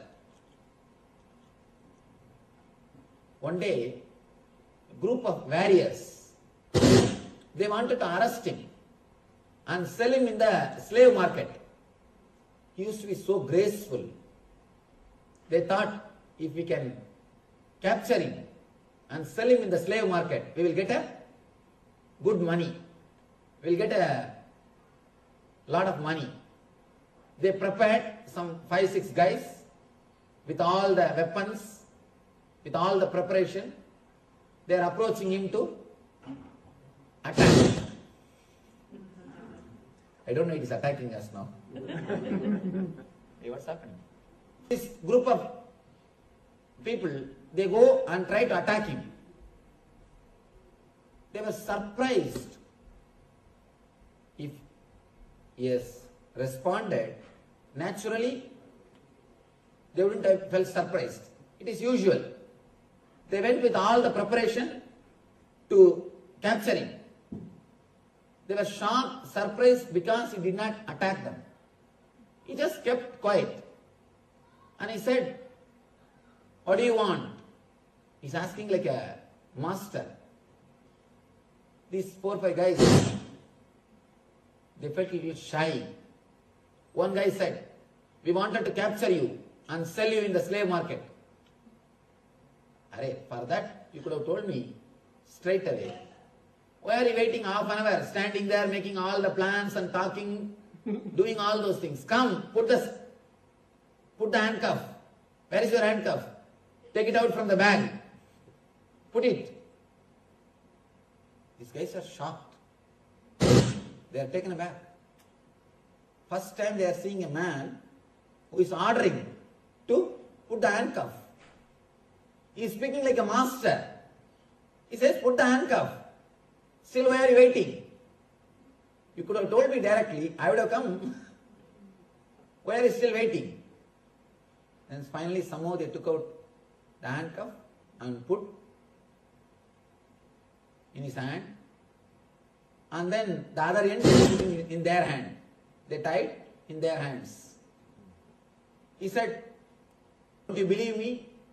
I am myself telling you to put the handcuff. Why are you tying with your hand? Come, let's go. Where you want to sell me, take. But be very clear, don't run away from me. Don't run away from me." This people who have caught him, they are now little frightened. They are not able to understand what is going on. They are not able to understand what is happening. And slowly, they started feeling small. Diogenes says, "Fools, I know the knack or the technique of freedom. I have already experienced the tremendous inner freedom. So I know nothing can bind me. Try your best to play your game. Let us see where it leads." And he walks. And he walks on the road like a king. And these guys are walking like slaves. People are standing in the road. When they saw him, he said, "They are all my slaves. They can't leave me. They are all my slaves. They can't leave me." One guy is asking, "Hey, you are only slave. We are not slave." He said, "You see, don't tell I am your slave. Because even now, if you leave, I will run away. But now I am leaving you. Will you run away?"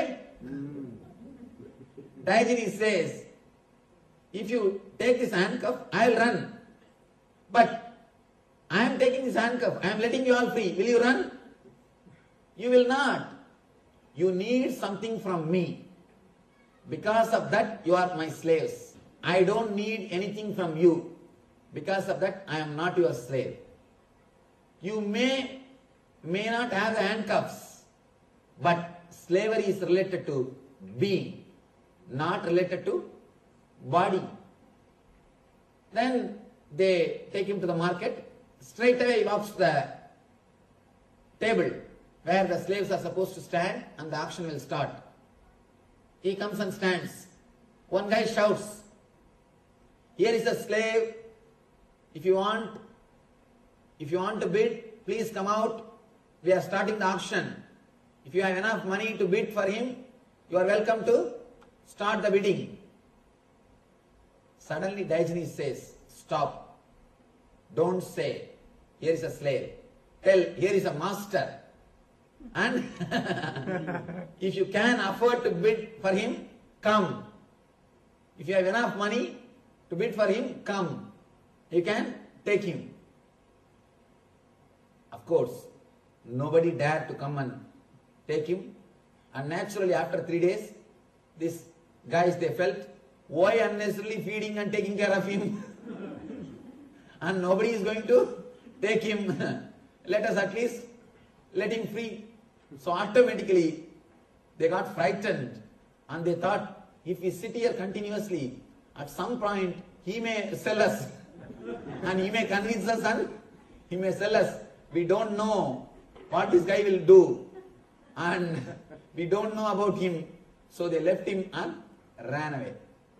Of course, the story is a story, but the truth behind the story, the idea behind the story, as we understood, once you understand you are not the body and mind, nothing can enslave you.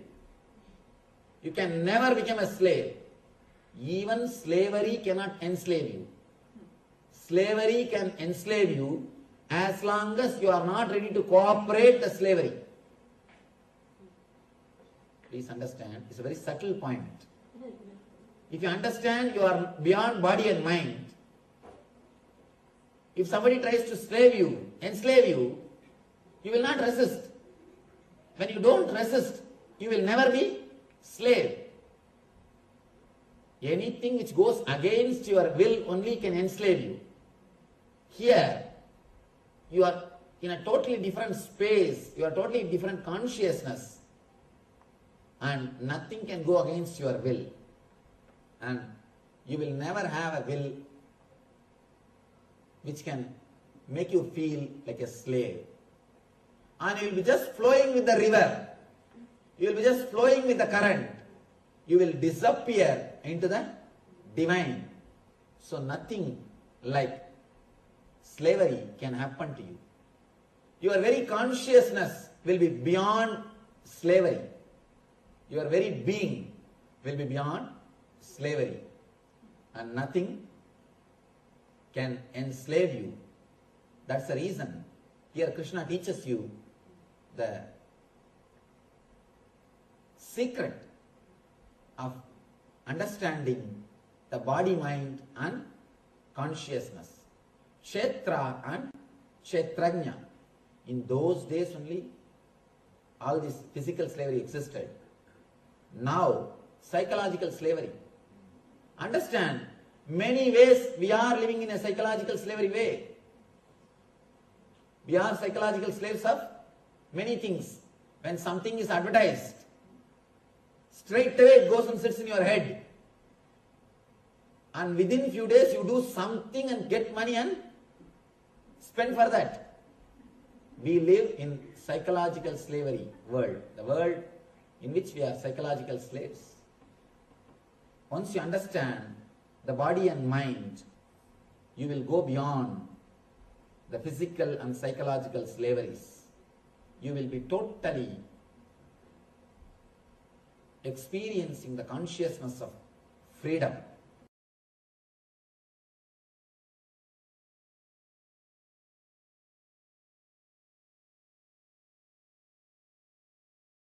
There are different levels from which you can operate the body.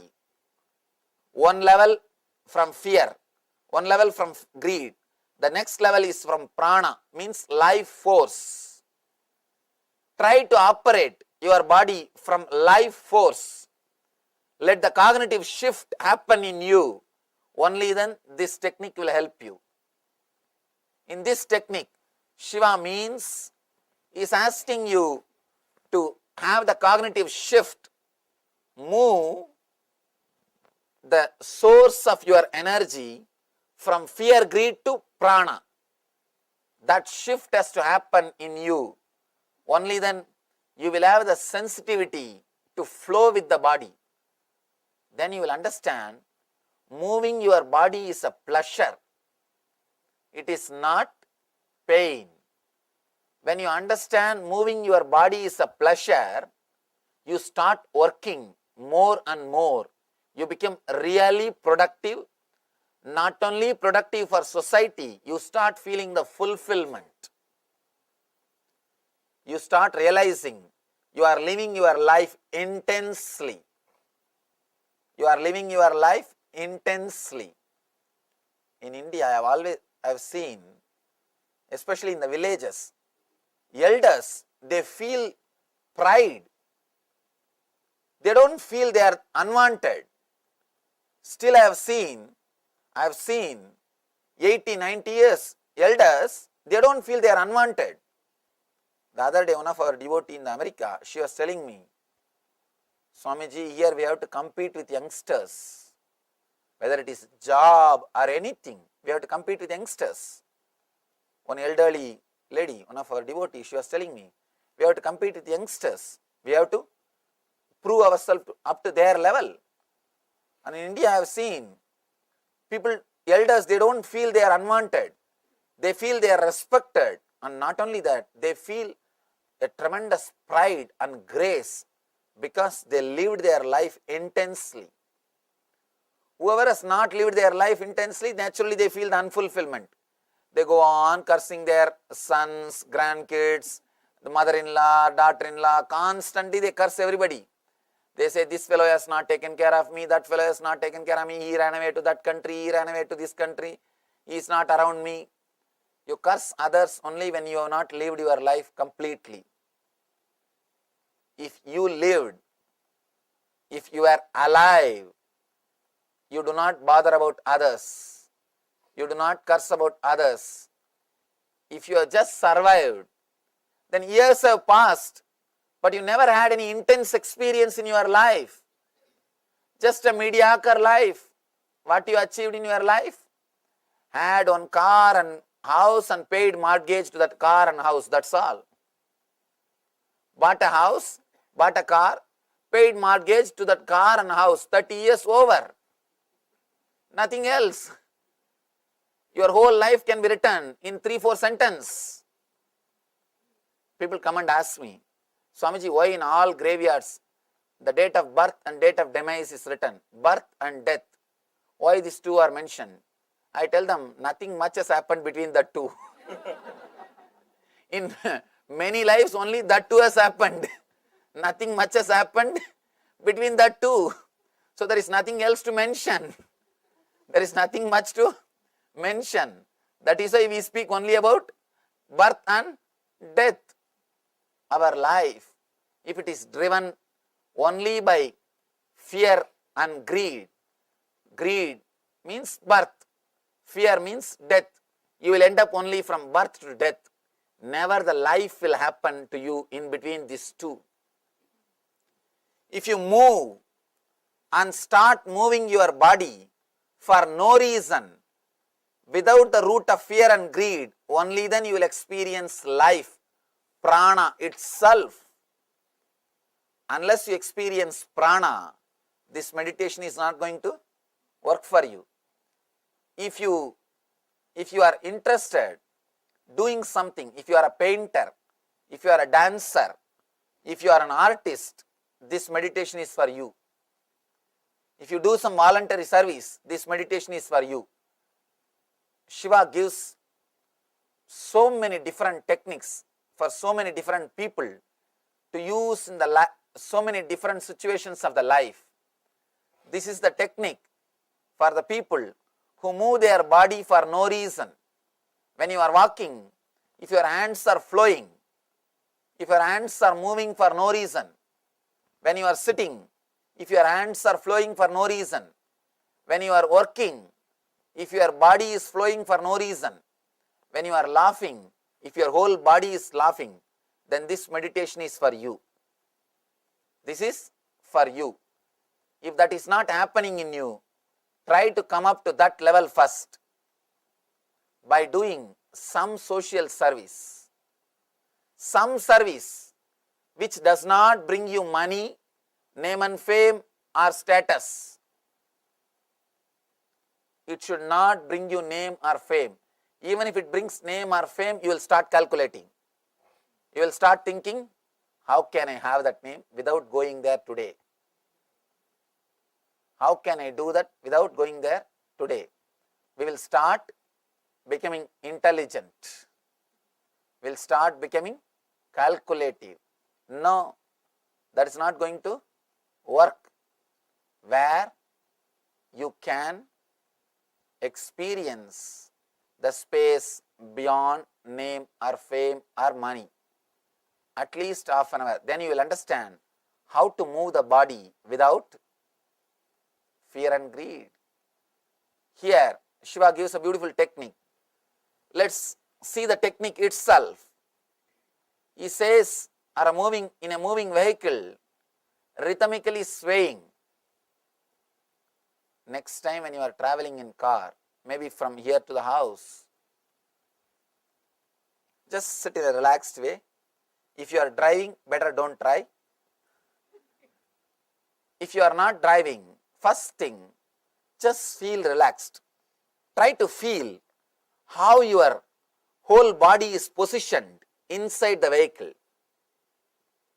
First step. Next, do not think you are only filled in your skin, inside your skin. Just jump out of the skin. Feel the whole car is you. Feel you are connected to the whole car. The moment you feel you are connected to whole car, you will start relaxing. Please understand, as on now, you are always against everything. Whatever is around you, you are against it. You resist it. Just take few minutes and feel you are filled you are filled in the whole car, or you are filling yourself with your whole car is filled by you.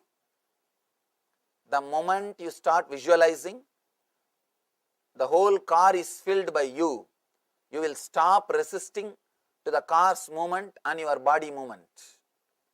You will not resist the movement of the car. Third thing, feel just like a car, you are also flowing in the same speed. You are flowing because you are car. You are no more this body. Just jump out of the skin. Do not think you are enclosed only in the skin. Just feel you are this whole car. You are the whole car. Naturally, you will feel the speed in which car is going. Just relax in that speed. Just relax in that speed. If something has to happen, it will happen. And just by you holding tight yourself inside the car, you are not protecting yourself much.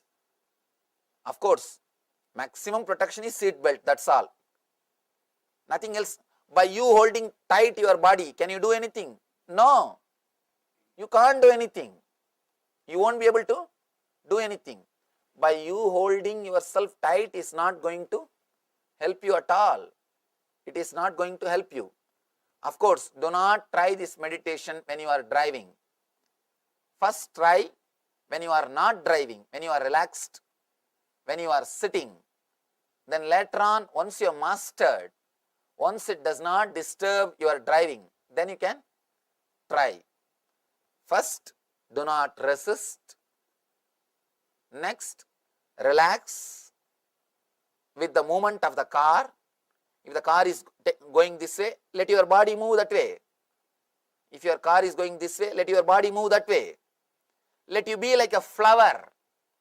Let you be like a flower. Do not try to balance it consciously. Third, important thing, feel your car is filled by you. Filled by you. Fourth, naturally you will feel you are flowing in that speed. Next step, when you are feeling you are flowing with that whole car, in that whole speed, in that speed, just be, that's all. Let you not be just a body, let you be the vehicle in which you are flowing. Understand? You may ask, how is it going to help me, Swamiji? That's an important question. How is it going to help me if I feel I am the car, not the body? Understand, whatever way you feel that you are something more than the body, suddenly you will catch the glimpse of the truth that you are not the body. All you need to understand is you are something more than the body. There are three spaces. One is Mahakasha, means the whole cosmos. The another one is Katakasha, the space covered in this building. The third one is the Chidakasha, the space covered inside your body. Chidakasha, Katakasha, Mahakasha. Enlightenment means you feeling yourself as a Mahakasha, means the cosmic space, instead of the Chidakasha, the individual space. Straight away you will not be able to take a jump from individual space to cosmic space. So you can use this Katakasha as the step towards that. If you feel, instead of feeling you are just a body, if you feel you are the vehicle in which you are sitting, you are taking one big jump so that you can take the ultimate jump. It's a beautiful step by step towards the ultimate spiritual enlightenment, towards the Atma Jnana or self-realization. The word Vishnu means who is filling, all pervasive, the whole universe. Vishnu means who is all pervasive. Vyapakatva means who is completely filling everything, is Vishnu. To experience Vishnu, you cannot straight away take the jump into that cosmic energy. First you need to take a jump into the Kadakasha. Then you can take a jump into Mahakasha. From Chidakasha, individual space, to the Katakasha, the space in which you are staying, then to Mahakasha, the space which is cosmic energy. So it's one of the beautiful technique to jump out of your skin. Jumping out of skin is always used with a wrong connotation. Now understand, Shiva is giving you beautiful technique to jump out of your skin, to experience the Katakasha and to take an ultimate jump into Mahakasha itself. The Chidakasha needs to expand into Katakasha so that it can expand and explode into Mahakasha. First thing, let me repeat the instruction so that it will be easy for you to practice. When you sit in the vehicle, relax. Do not hold your body. Let the body swing or sway along with the movements of the vehicle. Be like a flower. Flower dropped in the vehicle. It will never resist. Or a child sitting in the vehicle, it will never resist unless you train them. Pets which are in the vehicle will never resist unless you train them. In the modern day societies, we have spoiled even pets. I have never seen pets falling sick in India. In our ashram, we have so many dogs, cats, cheetahs, snake, everything. I have never even thought that they can fall sick. Here, every house I go, they ask me, Swamiji, please heal my pet. Please heal my pet. He is not feeling well. He is sick. Because we do so many things which is not natural. Which is not natural. What to do? That is why they feel sick. And I heard even they put clothes on the pet. God. Anyhow, let's not talk more about that. God. Now I have to tell him to develop his system. He doesn't know that pets will have winter and you know. He doesn't know, but we know. I'm surprised. Anyhow, just be like a flower. Do not resist. Third, feel the car is filled by you. Fourth, feel the speed of the car as if your whole body is moving. There is no two, your body and car. There is only one, the vehicle, car, that's all. Fourth thing, the fifth thing, just be with that flow, that's all. Just be with that flow.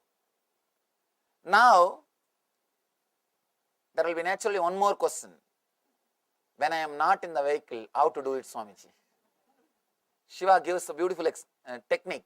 The alternative technique for that also. Or in a still vehicle, By letting yourself swing in slowing invisible circles, you can experience the consciousness beyond the body. He says, even when you are sitting, still vehicle means houses. Your homes are still vehicles. Even sitting here, by allowing the body to move or swing with its own way, invisible circles means there is a slight movement always happening in our body. If you sit in a relaxed way and feel the body, you can feel there is a slight trembling, slight movement, very slight, invisible movement, constantly happening in you. The more you try to possess the body, more you will stop that flow. If you do not possess the body, that flow will be there. Kids, they feel that flow. That is why they start whirling. They feel comfortable with that flow. They get the kick out of that flow. Because still they have not possessed their body. They have not created ego. They have not become dull. They have not started calculating. Why should I swing? Why should I whirl? How much of dollar I will make by whirling 10 minutes? They have not started calculating. Why should I jump around? Why should I laugh? Will I get a candy if I laugh? They have not started calculating. If they start calculating and start laughing, their smile becomes ugly like us. The calculated smile is the most ugliest smile. When you look at the next person before smiling for recognition, it's ugly. You can see in your life, even before smiling, you just look at the next person. Can we smile for this? You ask his approval. Means, even for that, you don't have a spontaneity. You just wanted to go with the society. If everybody is smiling, we can smile. We should smile. If nobody is smiling, let's keep quiet. Why to unnecessarily do anything? Or why to do something which others are not doing? You are so calculative. For every step, you have logical analysis. Before doing everything, you calculate, you analyze, you measure. And here, do not measure, do not calculate, do not analyze. The movements which is happening in you, allow it to happen, let it happen. In an invisible circle, if you close and see inside, you can see a slight movement, always happening, always happening. Just be with that moment, allow that moment to happen, and whenever you allow that moment to happen and meditate on that moment, suddenly you realize you are not a solid body, you are a flowing energy. Experiencing you are a flowing energy is what I call enlightenment, Shiva consciousness, ultimate experience. Suddenly you realize you are not just the body, you are in the body. You are in the body. So now, let you have a small break of 10 minutes. We will come back and practice this meditation to disengage ourselves from the I. Let us experience the technique of Shiva.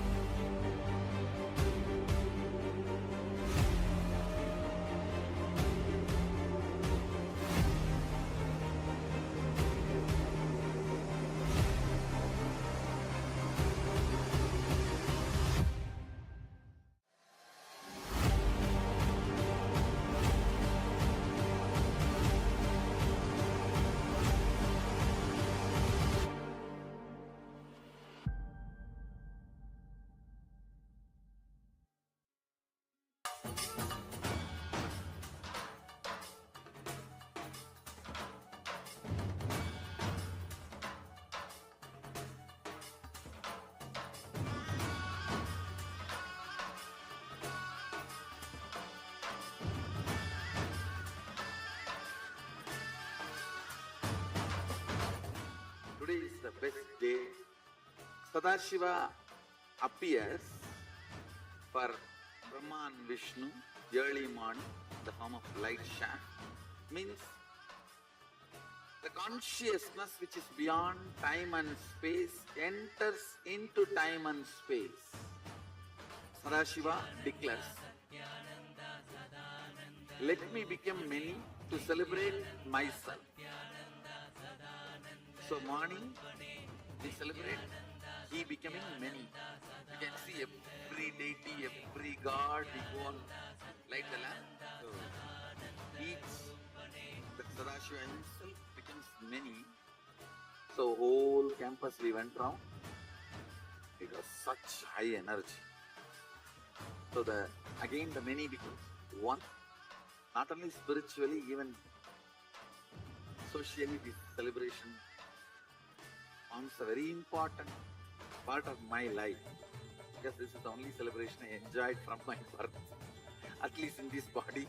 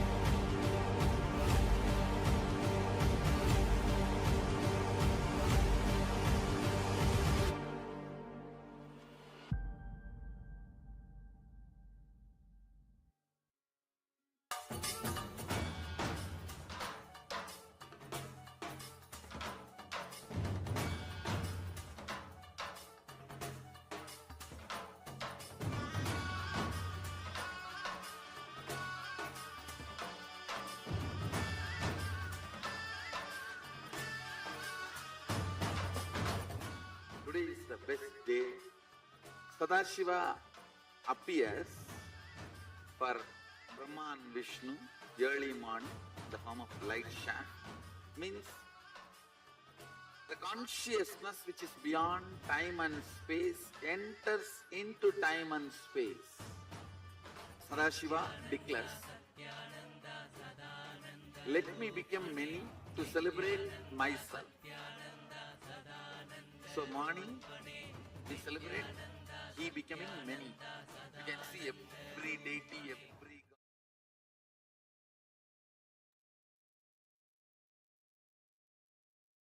Yes. We have learned about Swamiji, to learn from Swamiji how to go beyond body and mind. I hope you all enjoyed the powerful meditation. So let us now internalize on this very principle.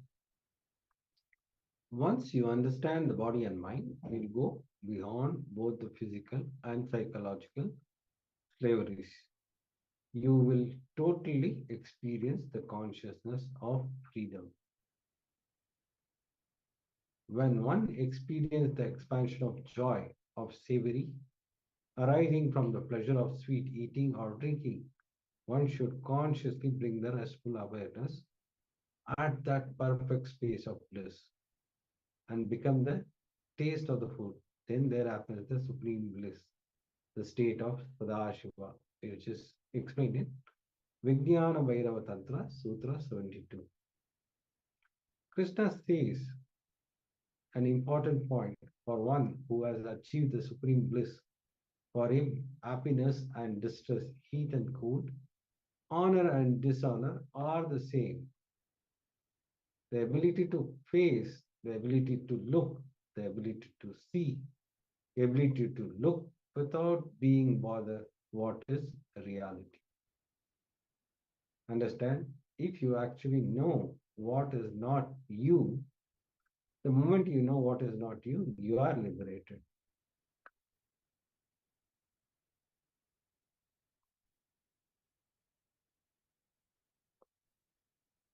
Now we'll enter into the exercise.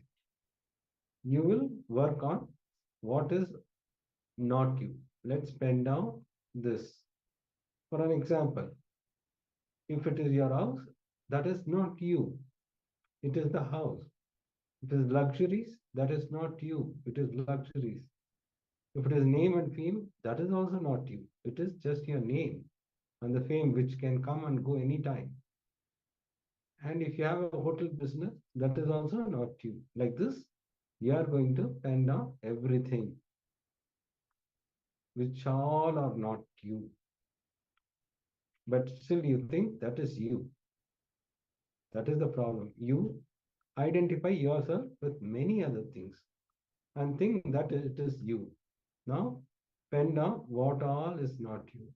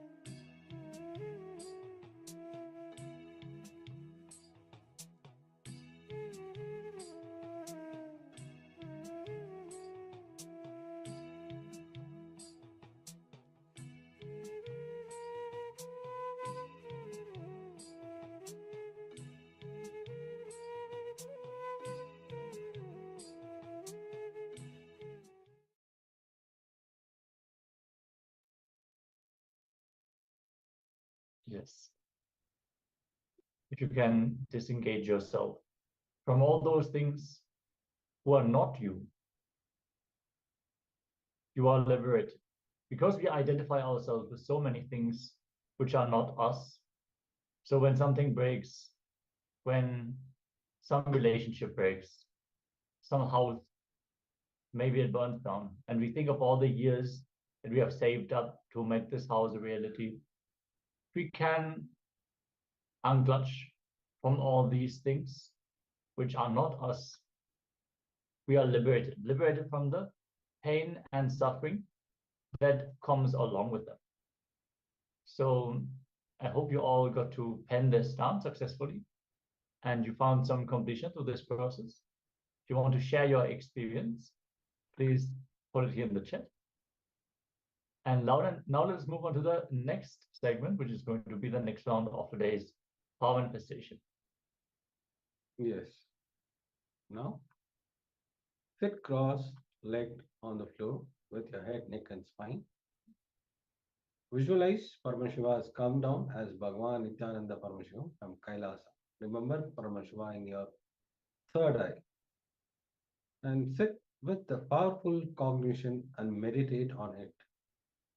Think intensely, you are Nithyananda Paramashiva. Anything else you think as your identity that you should drop, drop it. You are Nithyananda Paramashiva. Absolutely unclutch to experience the state of Paramashiva. Be in that oneness and experience the powers of Paramashiva. And keep chanting the Mahavakya. Om Nithyananda Paramashivoham. Om Nithyananda Paramashivoham. Om Nithyananda Paramashivoham.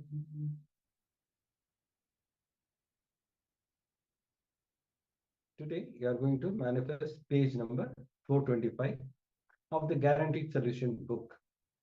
Begin verbalizing whatever is being revealed through the third eye. We'll give you some time. Just meditate on it. Surely, you will manifest this power. Just needs your surrender. Deep surrender to Swamiji.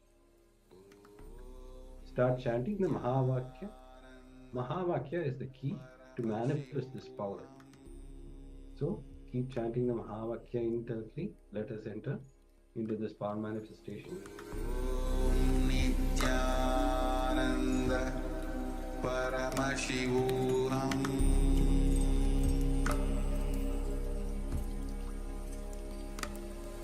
Om Nithyananda Paramashivoham.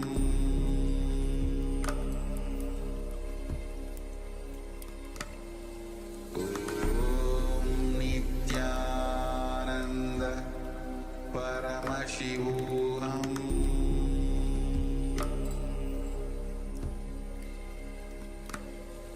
Om Nithyananda Paramashivoham. Om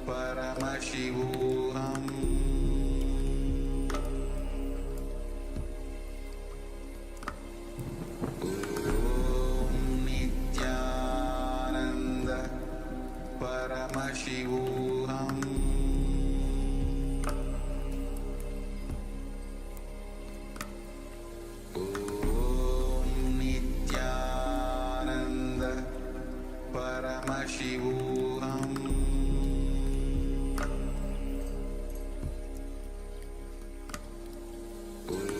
Om Nithyananda Paramashivoham.